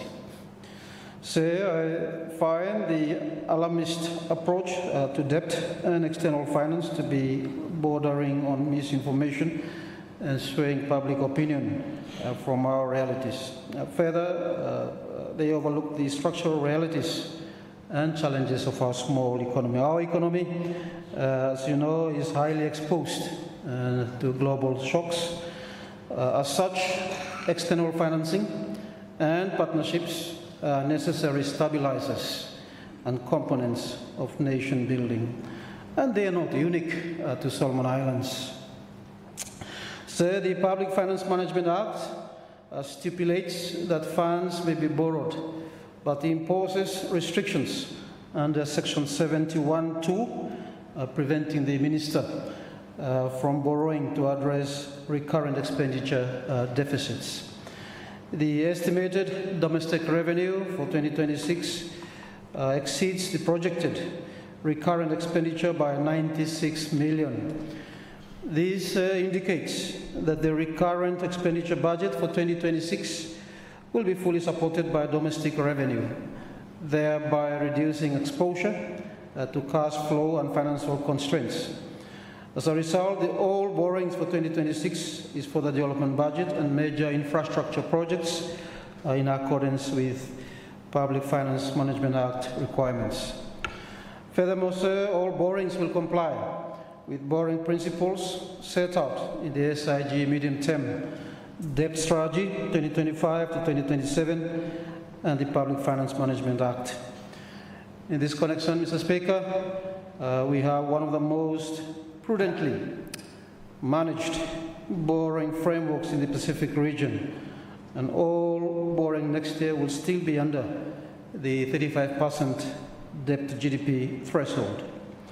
The above is reflective of the due diligence and commitment of the government to sound fiscal management.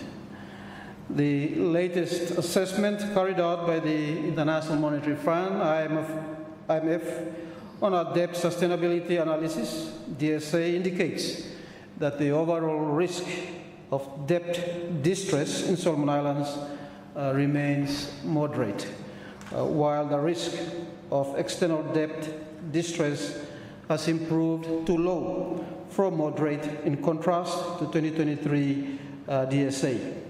So we are not reckless. We have been diligent right through in the preparation of the budget. Speaker, I am not an economist, but I heard misinformation being advanced with rhetorics like the projected headline inflation for 2026 in the range of 3.5% to 4% will mean that life will be harder for our people. Yet, from 2022 to 2024, it hovered between 5 to 6%.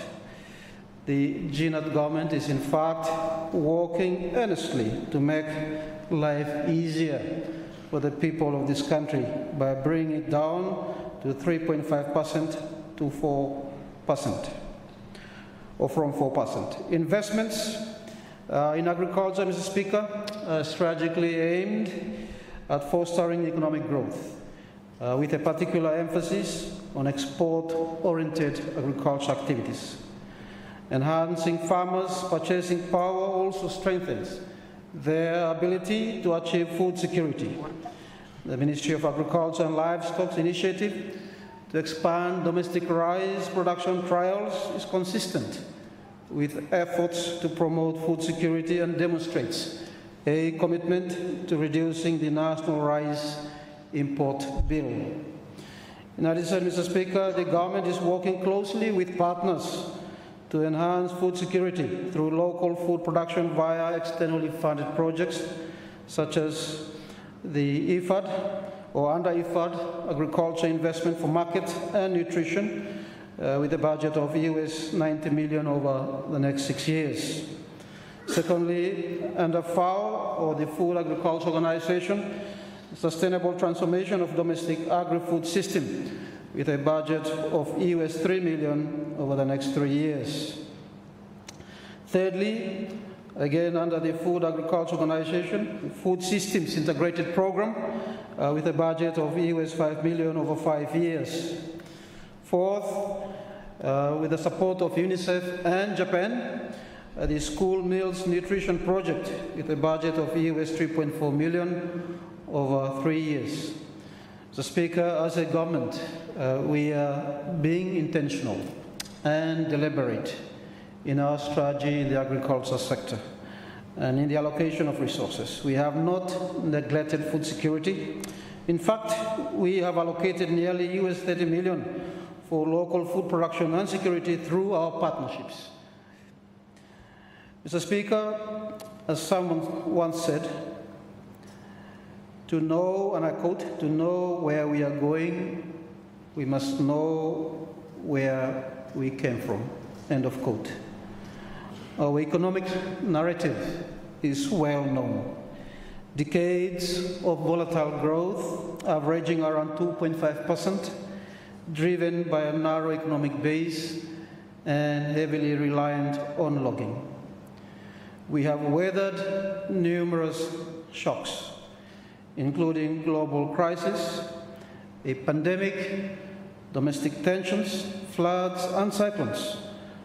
And of course, on that note, I do wish to recognize past leaderships from independence up until now for taking the country to where we are, despite the many challenges that we have faced. Say our economic structure remains largely unchanged, with agriculture accounting for 27.8%, industry 15.2%, and services 57.1%, predominantly concentrated in Honiara. Mr. Speaker, the midterm review report of the National Development Strategy 2016 to 2035, released by the Ministry of National Planning and Development Coordination 2 months ago, reiterated the obvious, that we are off track with respect to most of the 5 objectives of our National Development Strategy. Mr. Speaker, the GNAT government inherited the above narrative when we came to government last year. We took a deliberate decision that Solomon Islands must rewrite its economic narrative as evidenced by the 4 pillars of our policy statement. The past cannot continue to define who we are and will be as a country. Say we are also conscious of the fact that we need political stability to usher in and sustain transformation. In the past 47 years, we have had 33 motions of no confidence, and of that, 2 of them were against my government. Although most of the 33 motions were defeated or withdrawn, they pose and divert attention of governments from implementing their policies to ensuring numbers are intact. On the other hand, Mr. Speaker, we cannot and must not deny the right of any member of Parliament to move a motion of no confidence. However, it is incumbent on us, the members of this august House, to be conscious of the need for political stability to bring about economic and sustainable development outcomes, the kind that we all need now more than ever before.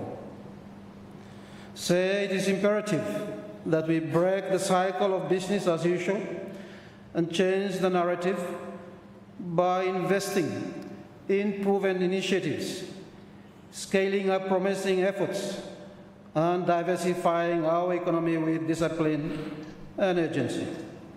Mr. Speaker, just a brief clarification on this. My good brother and friend, the MP for East Araria and the chairman of the Foreign Relations Committee, did make some observations in his contribution yesterday, whether the government's focus has switched entirely to the mining sector.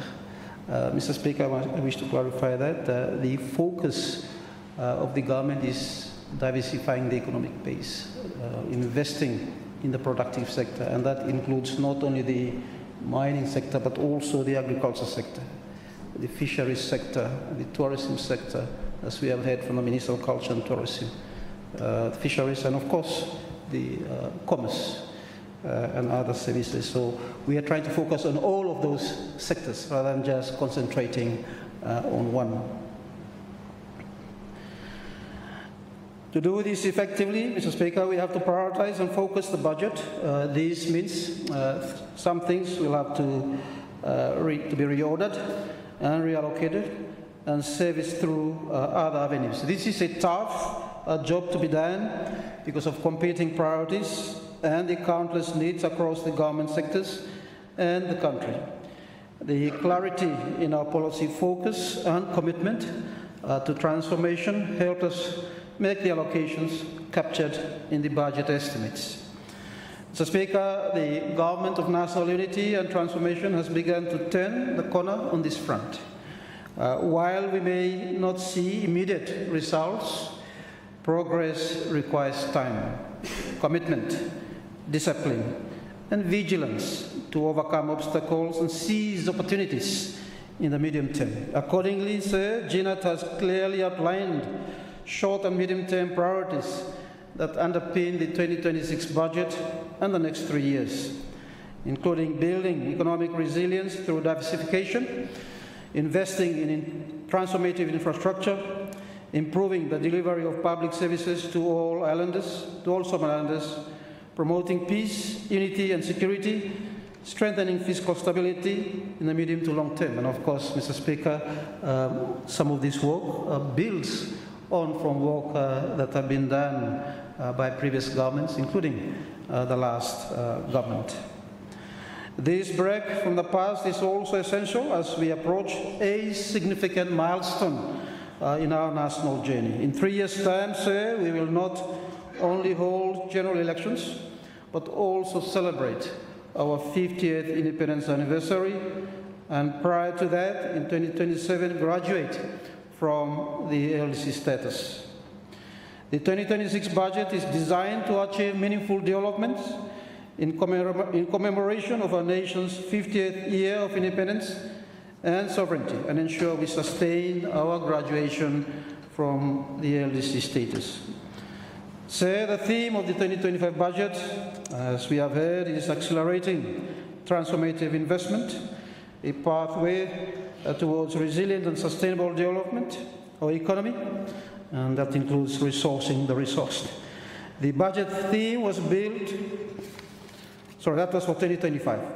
The budget theme was built on the spirit of growing the economy and rebuilding government's capacity to better adapt and withstand ongoing and future adverse impacts emanating from both domestic and external shocks.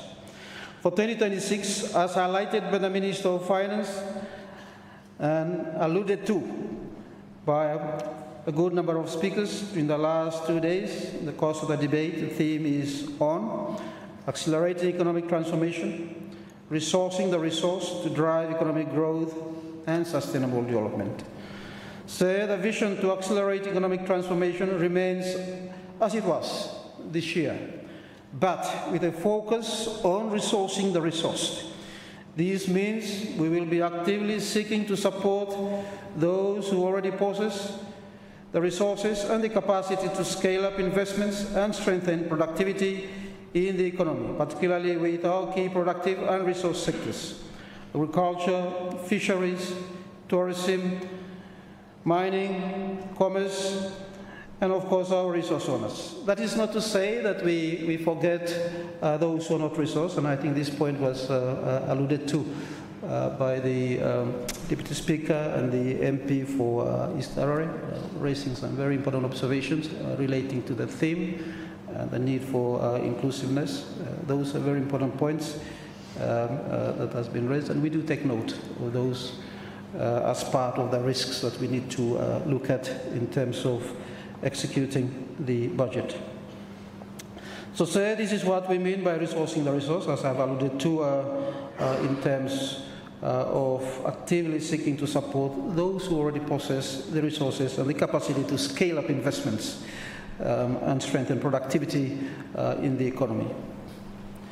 Mr. Speaker, as stated above, our economic diversification program is not just on mining. So let me also say that albeit our focus on accelerating economic transformation, we have not lost sight of our essential services, especially on health and education. And I think, as we all must appreciate, any government anywhere in the world, essential services, health and education, law and order, these are critical areas for any government. That is why growing the economy through the productive sector is critical, so that we can generate sufficient revenue to support the essential services in our country. So in terms of education and health, both ministries have unprecedented budget allocations in the 2026 budget estimates. This is reflective of the government's commitment to ensure that basic services are enhanced in line with the policy pillar of human capital development. So we are breaking away from the past of paying a lip service to essential services. Mr. Speaker, as we have heard, the objective of this bill is to authorize the sum of $5,605,482,104 for services required for the financial year ending 31st December 2026. The amount sought to be appropriated is unprecedented. I noted from some of the debates on this bill over the past 2 days, emphasizing outcomes, which is needed, but at the same time, it must be borne in our minds that there will be no outcomes without inputs, and the authorization sought is about ensuring that the requisite level of inputs or funds are availed to drive transformation across the four pillars of the GNAT policy statement of unity and stability, infrastructure development, economic transformation, and human capital development. Additionally, the bill makes provisions for the following: government borrowing limit, 1 billion, and that is 300 million as treasury bills for exceptional circumstances such as economic shocks and disasters, 700 million of concessional loans from multilateral and bilateral partners and domestic financial institutions for infrastructure and development. Setting aside 8% of domestically sourced revenue, and in the financial year ending 31st December 2026 to be transferred into the debt service account for the purpose of discharging statutory debts. And of course, in terms of capital advance warrants, we have 150 million, and contingency warrants at 20 million. So the setting of limits for borrowing, advance and contingency warrants, and the stipulation of the portion of domestic revenue to service debts were not taken lightly, and I hope this House supports these allocations. Mr. Speaker, let me now allow me to shed some light on the key programs in the Office of the Prime Minister and Cabinet before I conclude in terms of work in 2026 based on the resources that are being appropriated under this bill. As part of our ministry's functions, we are coordinating and monitoring the whole of government machinery, and we will coordinate, monitor and evaluate the implementation of government programs with ministries under their respective strategic sectors. In terms of transformative infrastructure, the construction of the Prime Minister's office or residence, which is supported by Australia, that will be undertaken in 2026. We've also commenced preparatory work in terms of design, UXO and geotech work on the two other official residences, and this is for the Speaker to the National Parliament and the Chief Justice. We are also commencing the construction in 2026 of the first Tier 2 house for designated national leaders. And of course, we will recommence pre-design process for the new office of the Prime Minister and Cabinet. So, Speaker, we are also will also be completing the 2023 Pacific Games audit, and this will be presented to Parliament in 2026, as well as with the formal closure of the National Hosting Authority. In terms of statutory bodies, we will work to complete the cost-benefit analysis of the 2018 draft Federal Constitution and Unitary System, as well as finalize Constituent Assembly rules of procedure, and socialize the Constituent Assembly Act 2023 with stakeholders, draft and gazette proposed amendments for the Parliamentary Entitlement Regulations 2026, enhance the political party system through outreach and engagement, support parties to benefit members and encourage affiliation, enforce the Leadership Code with prompt investigations for accountability, keep the Register of Leaders' Interests updated and compliant, advise leaders on compliance, promoting good governance and ethical leadership. So these are some of the activities under the statutory bodies, including integrated institutions that come under the purview of the Office of the Prime Minister and Cabinet. So in terms of our regional and international commitments, the OPMC will continue to lead, analyze and coordinate and forge strategic partnerships to support national development priorities. We'll also ensure the Prime Minister's engagements at the regional level as Chair of the Pacific Islands Forum, as well as at the international level. The commitments are facilitated. In terms of the OPMC 2026 budget estimates for the recurrent budget, sir, the 2026 OPMC recurrent budget is set at $120,760,432, down 35% from 2025, which was about $163,248,543. The reductions due mainly to a one-time expense for the PIF leaders meeting, which we successfully hosted this year. The payroll is at $56,502,890, and other charges is at $64,247,542. In terms of our development budget, the OPMC development budget, the 2026 development budget amounts to only $9,450,000, and this includes support to SIBC, which is about $3,450,000. $2,500,000 of that is for land purchase, equipment and commissioning of the latter SIBC AEM transmission tower, and $950,000 for building the new latter radio station. OPMC support, $6,500,000 for final design work on the Prime Minister's residence, $2.2 million for housing repairs, maintenance and demolition of 2 old Tier 2 houses, and $3 million to build 1 Tier 2 residence, and $300,000 for picket fencing at OPMC office. Sir, the 2026 budget, in conclusion, may not be perfect, but it is anchored in transformation, fiscal discipline, and focused on policy priorities of the government.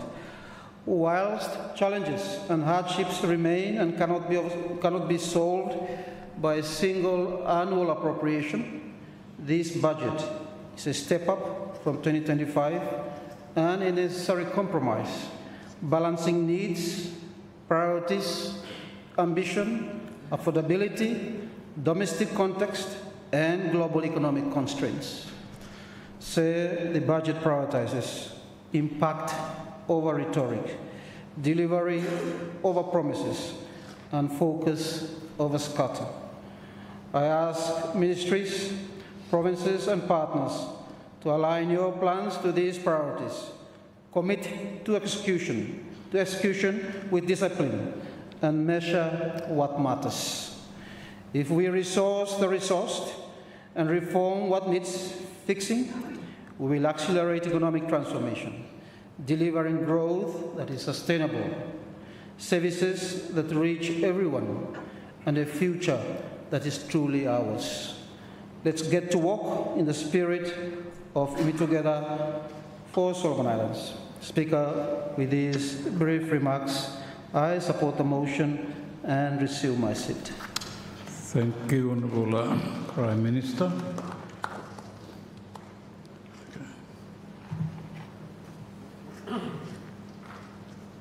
Honourable Prime Minister. Speaker, it is now 4:30 p.m. and I seek your consent to move a suspension of Standing Order 10.2 and Standing Order 61.2 in accordance with Standing Order 81. Thank you, Honourable Prime Minister. Please, leave is granted. Thank you, Mr. Speaker. I move that Standing Order 10.2 and Standing Order 61.2 be suspended in accordance with Standing Order 81 to permit the continuation of business until adjourned by the Speaker.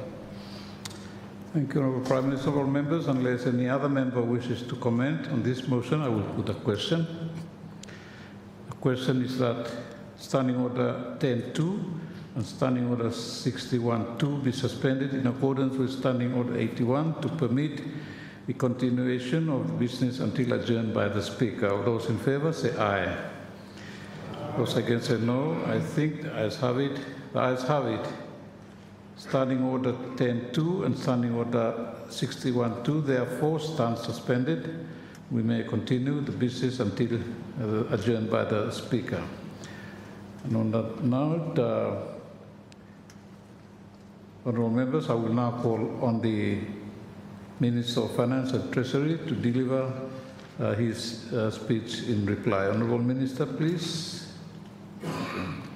Mr. Speaker, thank you for giving me the opportunity to wind up the Parliament debate on the 2026 Appropriation Bill 2025. And I'm sure that maybe not take him another 2 hours as but maybe I should finish before 6.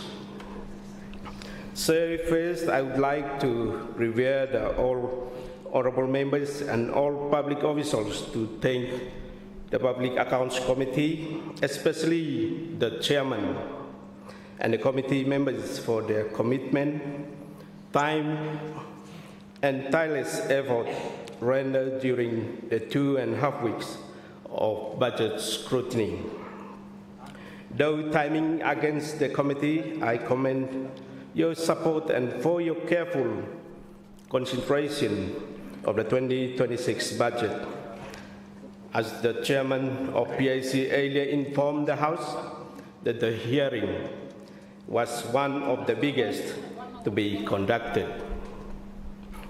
So I would like to acknowledge and thank the Secretariat officials for their tremendous effort towards the committee in ensuring the report is completed on time for Parliament sitting to resume on schedule.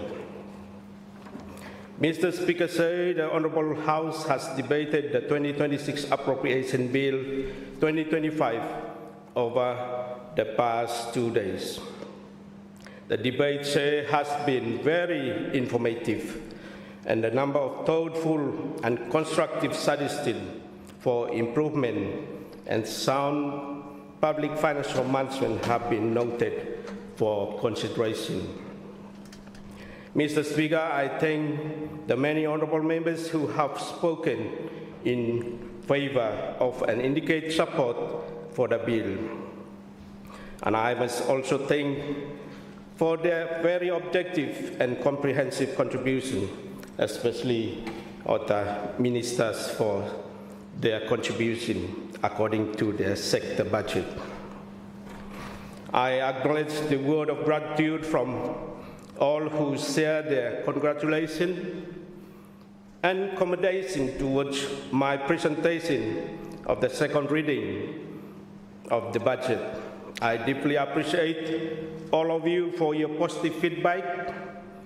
This is truly encouraging for me as a Minister of Finance and Treasury, especially my dear brother, the Chairman of PAC. Mr. Speaker, I have listened carefully to all the members' contribution, and it is fair to say that the House has shown great support towards the spirit of government policy direction set out for the 2026 budget. However, there are some who question the scale of this government fiscal plan and doubted that this budget is inadequate to meet its objectives and targets. So the acting opposition leader agreed and commended the intention of the 2026 budget policy framework, but questioned, Mr. Speaker, the issues that are not addressed properly. So, Mr. Speaker, whether this budget will change the daily and reality of ordinary Solomon Islanders in a meaningful way. So, the ordinary Solomon Islander will not be able to experience the desirable cost of living without having a strong and sustainable economic growth. It is unrealistic, Mr. Speaker, to ask for cost of living when the fundamental and structural economic issues are not addressed properly. It is like putting the cart before the horse. Similarly, health and education service, food security, housing, fuel and transportation costs will only be sustained and affordable by government with a strong economy. This is why transformative solutions are required to effectively address the desirable outcome. Mr. Speaker, I have noted my brother, the member for North East Treasury, is struggling to understand the fundamental of the 2026 budget framework. The member for Central Honey and the chair of PAC was happily and supporting the 2026 budget policy direction and but warned that the 2026 budget will face challenges because of the increasing budget deficit. Mr. Speaker, so I think the fundamental of the 2026 budget matters. Therefore, let me re-emphasize again, without repeating, that the government commitment in medium term is to achieve the following key macro objectives. So we are committed to achieving an average of GDP growth rate between 3 and 5% over the medium term. So this growth rate will contribute to the increased economic activities in both rural and urban centers and increase employment levels, rising to approximately 3%. So we aim to keep domestic inflation at below 3%.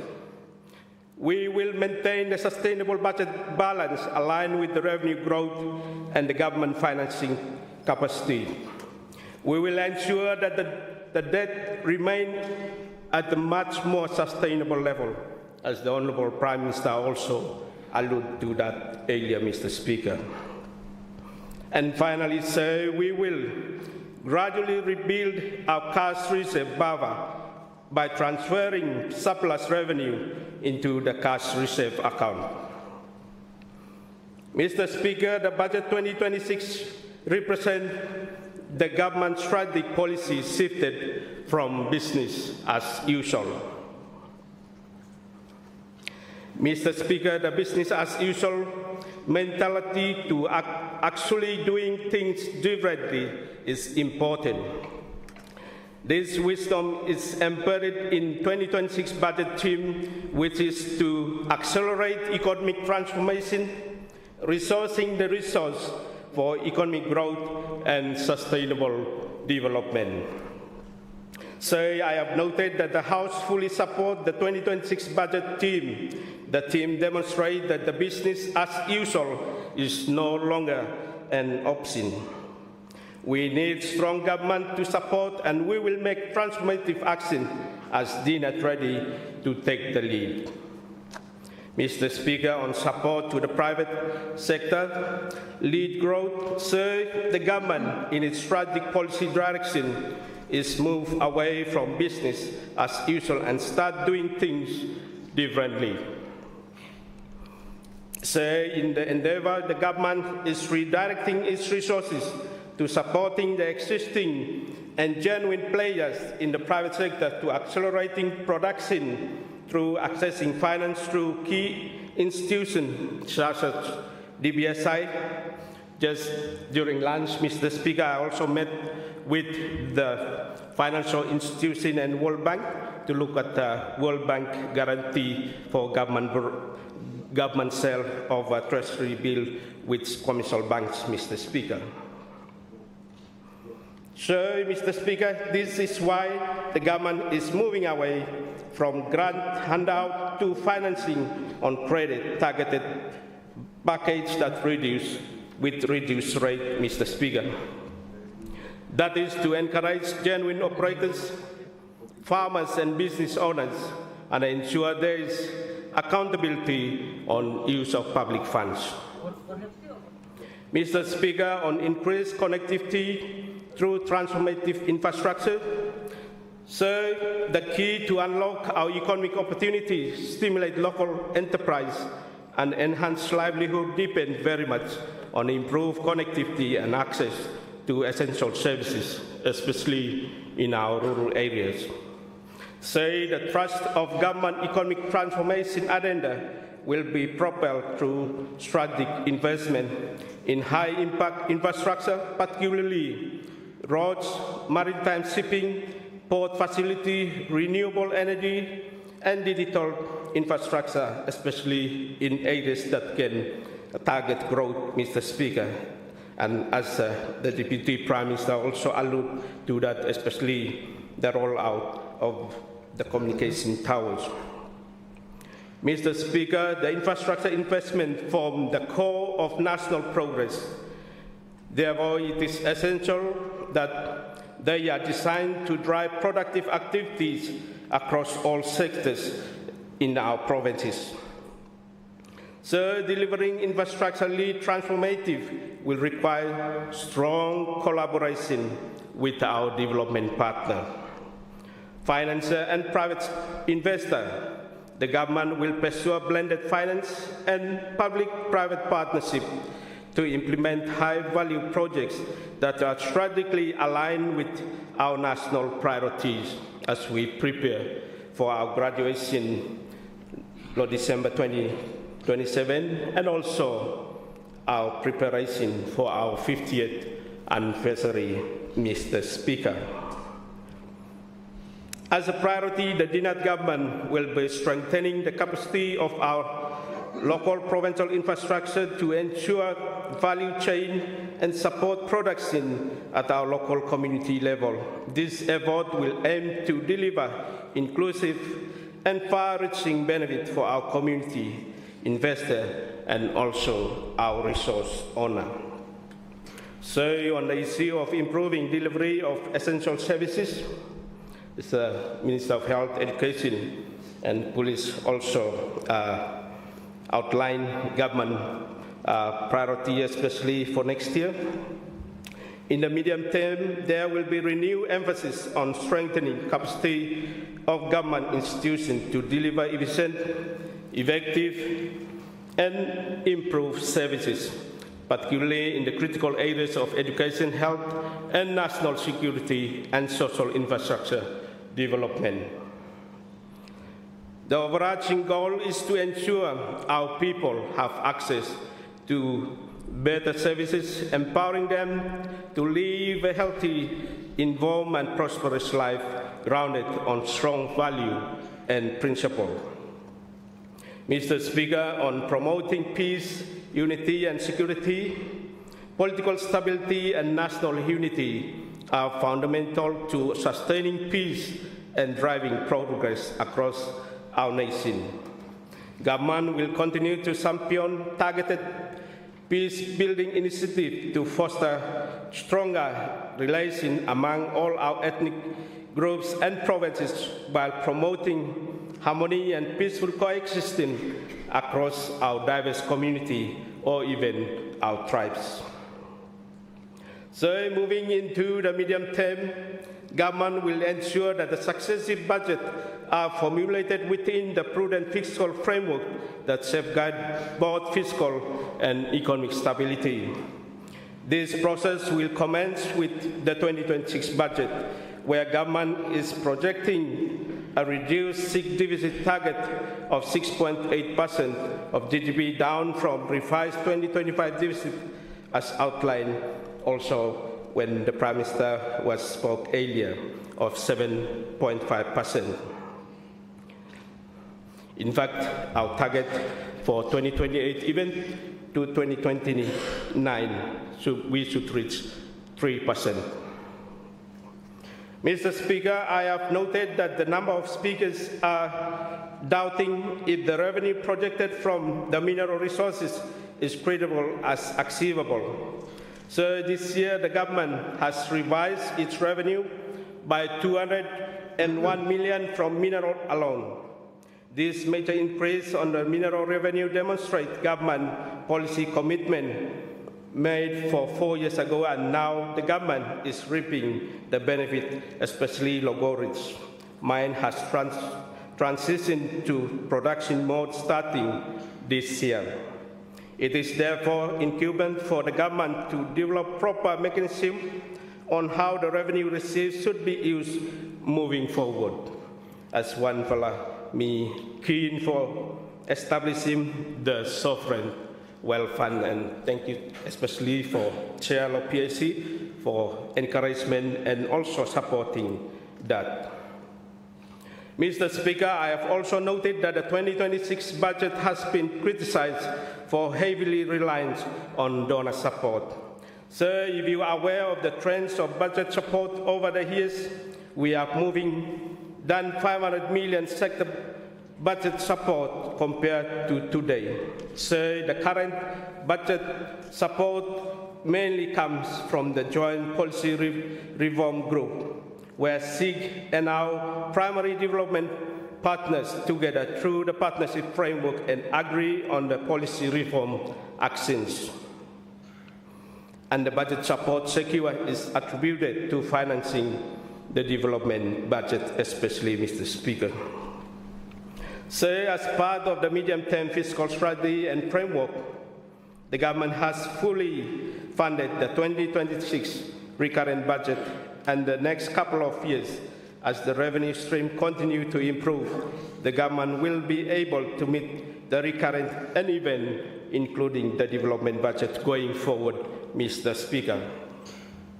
So this is why in my second reading speech, I have made my core principle and policy intention, probably me by like for a little bit touch more. And first, Mr. Speaker, anchoring the fiscal stability. Second, Mr. Speaker, rationalizing our tax system. In fact, it's something that the government to look serious on that. Because that's one of the areas that me find them difficult, Mr. Speaker. More than 100 million worth of exemption. I'm still holding on it, requesting policy direction and recommendation and some condition. So that's one of the things that I'm still looking for us to improve, and especially the government. Mr. Speaker, review of the synthesis tax on tobacco and alcohol is also important, especially to fund the budget of Ministry of Health. Reviewing the mining MOU and work out with Ministry of Mines to reform the mining sector and commitment to our EITI. That's one of the things, especially working closely with Ministry of Mines, and also if we can engage the support through meeting the standard from EITI.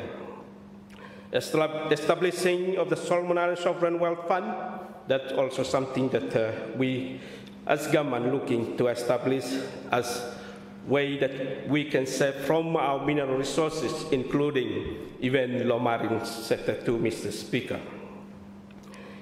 So, international and declare sovereign world policy, the report is now with the government to make a sound decision on that, Mr. Speaker. Strengthening cooperation with financial institutions, that I already started that last time, Mr. Speaker, especially if we can see in terms of implementation, as others also mentioned, that how now by budget have been executed. I think the challenge we face because of begin law here every time, we sometimes because of funds that we projected in the budget not available, and so I think work has started early so that we have a secure funds early, Mr. Speaker. So explore new revenue stream and expenditure control is important. And finally, focusing on sector growth, as what Minister also highlighted that one earlier, and our focus mainly low productive and resource sector. So on the issue of implementation capacity, Mr. Speaker, so the 2026 budget is series of budget to achieve GNAT policy priority. So as you are aware that they say Rome was not built in a day, meaning that great and important achievement require a significant amount of time, effort, and patience. This reminds us that success doesn't happen overnight. And so for you, me expecting things for quickly happen next year, I think let's focus, especially for the next 3 years, as we also target our 50th anniversary. Therefore, we cannot fully implement the government's transformative plan just within a year. But over the medium to long term, the budget based on the government fiscal framework ensure that secure level of resources for 2026 be allocated towards productive and resource sector, including key players in the private sector and essential services. Mr. Speaker, the government is taking a gradual approach towards fiscal consolidation of the medium term to stabilize the fiscal position, as well as advancing strategic investment in key productive and resource sector to help diversify the economy. Sectoral diversification not only grow the economy, but also boost the country resilience, especially when shocks, future shocks or external shocks have me happen, like Minister Law, Foreign Affairs have me touch that one, especially when what tariffs that US have me imposing, and also wars that have me happen. So we also need to prepare ourselves, especially when things also happen or future shocks. Mr. Speaker, sir, I will not repeat the detail of allocation towards fundamental priorities in the budget. However, overall, the 70% of the total development budget is allocated towards the productive and resource sector, targeting the critical areas for economic activities and growth, 21% towards social sector and 9% towards fundamental sector. Yeah, I think by me quickly, little bit touching LDC graduation as member for East Arara, also questioning government on that, and I'm sure the Prime Minister also make reference and respond to that. So on the country LDC graduation, Solomon Island was set to graduate from least developed country status in December 2027. Thus, the government, together with the UNSCAP, is working in socializing the smooth transition strategy and implementation. Mr. Speaker, expanding productive capacity would support ensuring the country preparation for sustainable graduation.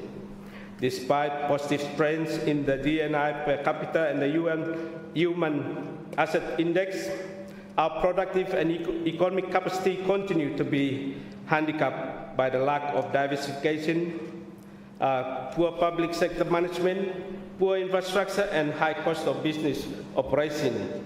And that areas, as me also touching low budget, these are the areas that we also targeting in order helping me in our preparation for graduation. While Solomon Island remains to commit to its vision to graduate from LDC category, it is important to ensure that graduation is sustainable and irreversible. And so that's also the target that the government is also making sure that our preparation for graduation achieving especially at the targeted areas. Mr. Speaker, let me now respond to some of the recommendations by PAC. Mr. Speaker, I acknowledge PAC for putting together the report and presenting a total of 63 recommendations before this House. Therefore, sir, it's important recommendation that the Parliament has duty to carefully consider the recommendation. Sir, I noted that the recommendation provide targeted towards other ministry and agency. I am aware responsible ministers have already responded to the concern raised, and I have commend the honourable colleagues for your support and leadership. Mr. Speaker, let me briefly respond to the total of 7 recommendations directed to Ministry of Finance and Treasury. Mr. Speaker, recommendation that the National Chemical Laboratory Facility, an item for Ministry of Mines, to be included in the 2026 budget as priority given its importance in testing mineral. So, according to the government, this laboratory is a priority. The government has allocated 4.5 million in the 2026 development budget for construction of the National Geochemical Laboratory Facility. This component is part of the 5.5 million allocation for geological mapping and the mineral development program in 2026 budget. So the government will monitor progress of work in the first and second quarter in 2026 and will ensure there is sufficient budget should additional funding is required to progress this important facility. The government has also prioritized this important facility in the current 2025 budget through the 2025 supplementary appropriation around 10.6 million to progress initial work for the construction of the laboratory. This is an important policy priority of the government and will ensure relevant ministry progress work in the 2026 budget and onward. Mr. Speaker, on expansion of the Schedule 2 of the bill, also the PAC recommended that the ministry expand Schedule 2 of the bill to include time schedule of planned disbursement in line with the expected inflows. So the component in the bill is still provided to be included in any appropriation bill under the Constitution and the PMF Act 2013. So once approved by Parliament, the schedule in the bill become law. However, the practical implication of having the disbursement schedule in the bill would be something to explore.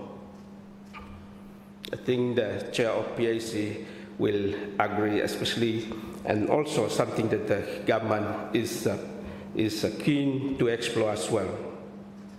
Mr. Speaker, on budget for implementation of a D365 system, PAC recommended that the budget for implementation of D365 system enhanced and training to be approved for immediate implementation in 2026. So, according to the Ministry, as part of Treasury Corporate and Annual Work Plan deliverables, the comprehensive approach being pursued initially with realignment of role, responsibility, and structures within the Financial Management Support Services section within Treasury. This will entail the demarcation of the oversight and control of financial management information system from the accounting and reporting function within that section. This will be building block to consolidating the financial reporting across SIG. And I thank the Chair of PAC especially for that recommendation, as during his debate he also encouraging the government because this system is still not fully utilized and something that the ministry will start with that and then can roll out to other ministries. Also, Chair, the PAC recommended that the publish of IMF report on strengthening fiscal data governance in Solomon Islands be effectively implemented. Mr. Speaker, sir, the Treasury will be discussing with the Pacific Financial Technical Assistance Center and bilateral agency on charting the pathway towards addressing this data flow disconnected within the main interface between D365 and other systems that we use. Say it would be incorrect to think otherwise, that MOF does not have the expenditure data in its financial management information system. Let me assure this House that the Ministry has expenditure data or information that can be provided or respond or even to report. The underlying issues is not being the expenditure data not available. It is because the expenditure data is not provided in the standard classification required by IMF to do the analytical work. It is simple to say that the expenditure data can be provided or reported if ministry officials are trained on global financial statistics by IMF, and it's something that through the work between IMF and the ministry, something that we can also look at one, Mr. Speaker. But me noting especially the important recommendation by PAC. Moving forward, sir, the ministry has already been consulted through CBSI to attend IMF training on global financial statistics with MOF officials and CBSI in April 2026 to address some of this data governance issue. So, in terms of recommendation for budget provision to build the capacity and resource of border agency, custom, police, immigration to tackle the growing drug problem and other imported illicit or illicit goods. That's also very important recommendation and something as also one of my priority, Mr. Speaker. So, recommendation is welcome, especially allocation of 6 units of drug detention machine would be necessary to provide good level of coverage nationally to position, especially at the Honiara port, cargo examination, passenger processing, air cargo, international port, and also Noro port, Mr. Speaker. So some of this work already in progress, and building capacity on border agency will be included. Mr. Speaker, DVAT and Solomon Island Airport Corporation Limited are also working together to improve the standard of CCTV coverage at Henderson International Airport or Honiara International Airport. The United Nations Office on Drug and Crime, in consultation with Australian Border Force, is planning to support Customs and Excise Division with port control project with a vote to commence in 2026. Once the concept is brought to custom and seek under recurring cost to custom and excise division moving towards will be important to ensure future funding allocation for staff and technology is provided for that. So this is also one of our important and priority undertaking, as some fella already raised some concern, especially with the current clearance. Mr. Speaker, investing in drug intervention is extremely expensive, as in addition to human resource, the tool for job, especially both or scanners, CCTV, trace and substance detection technology are high cost and high maintenance. So we are building staff number and with support of Australian Border Force, investing in human capacity at the airport, better risk access, passenger and targeted, and especially on the ramping vessels. Mr. Speaker, there is a need to ensure that staff are correctly conducted examination and they develop the mindset to always be thinking of drug.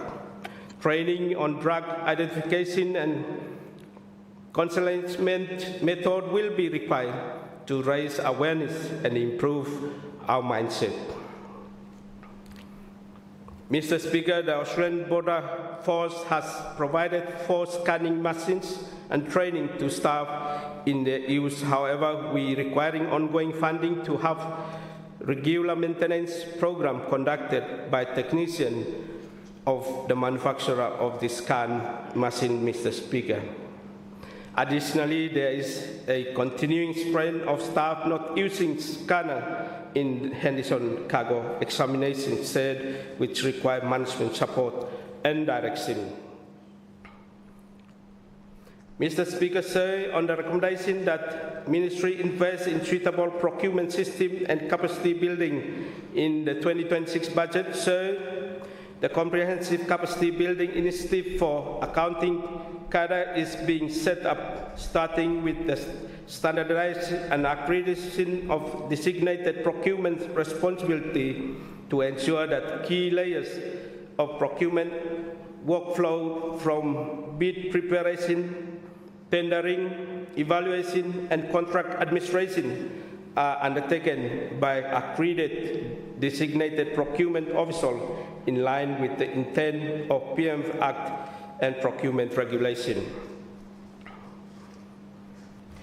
So, on the final recommendation that the Ministry liaise with CIMA to undertake immediate audit on all sovereign work to ensure that they met ISPS compliance standard and remain free from illegal activities. So, the application for ISPS standard for port security required may be difficult and practical for many remote locations. However, the Ministry through Custom and Excise Division will liaise with CIMA and work closely with MID, especially to look at this sovereign worth ISPS compliance standard, Mr. Speaker.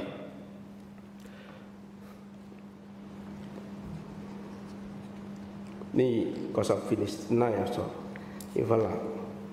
Because me. Oh, I'm finished now.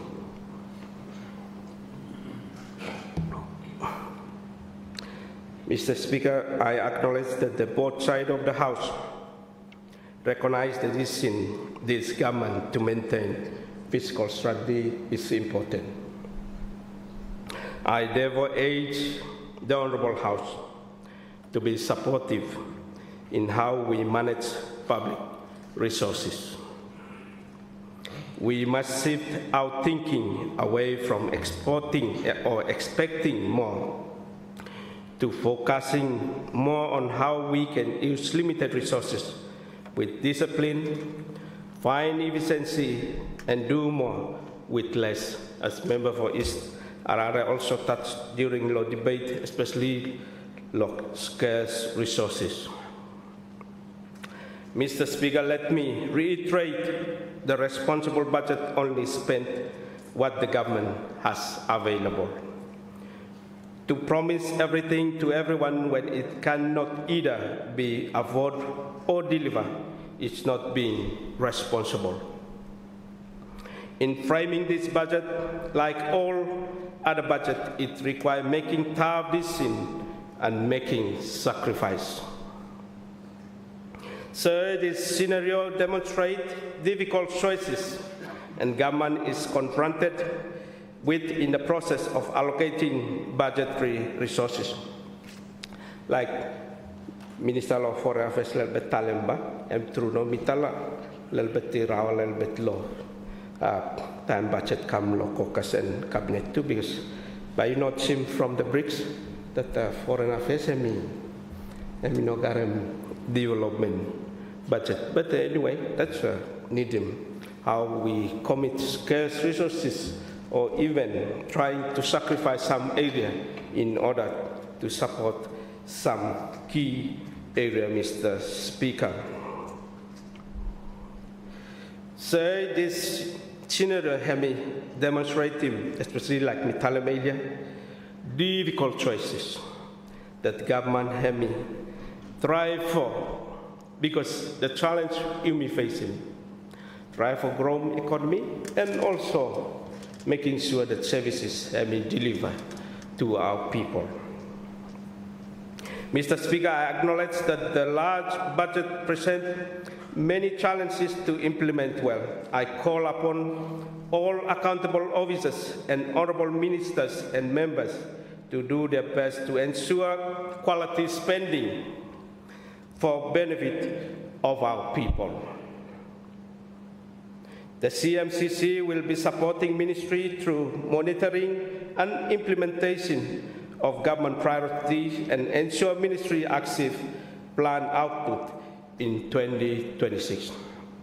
That's one thing that me also try for.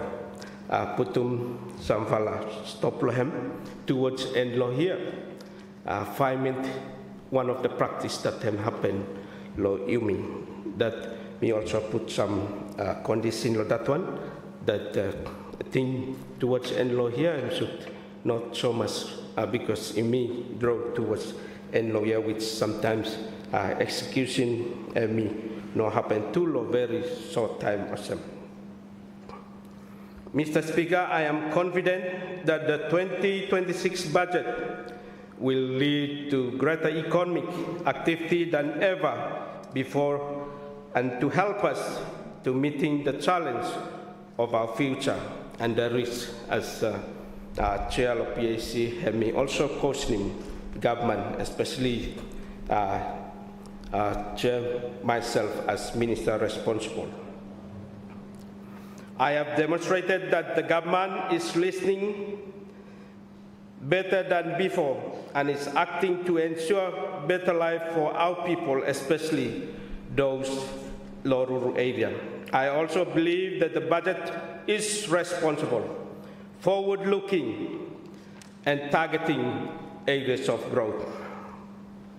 I therefore call upon all members of this House, both sides now, especially me, little bit listen go 1 or 2 of them no come out clear law, whether what support him or no. But anyway, I call on all of us. This is for our people. This is for our country.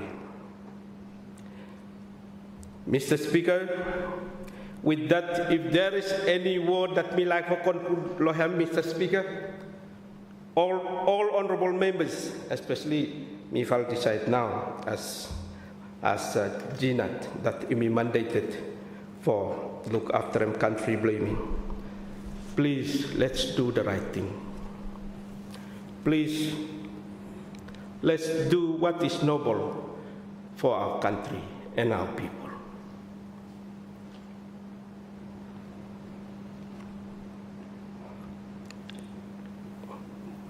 Mr. Speaker,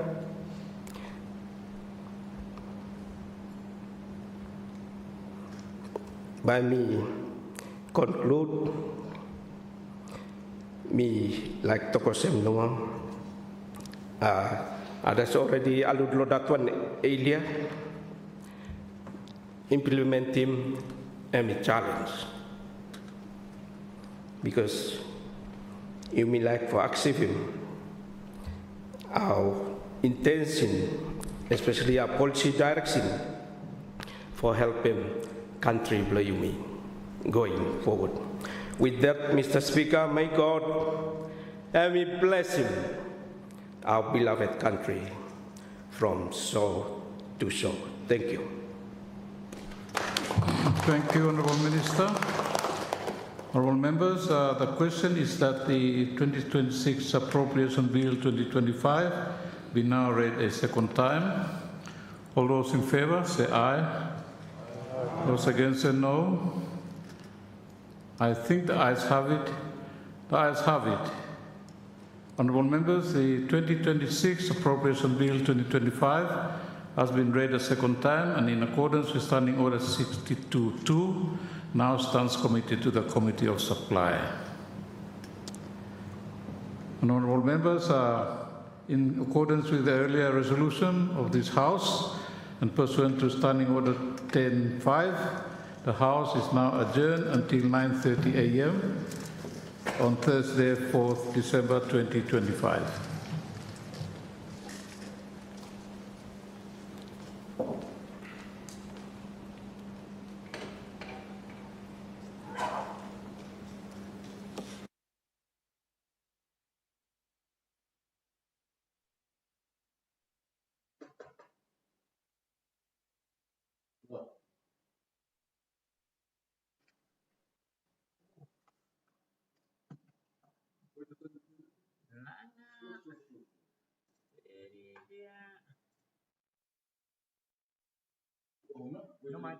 No, I think still like it.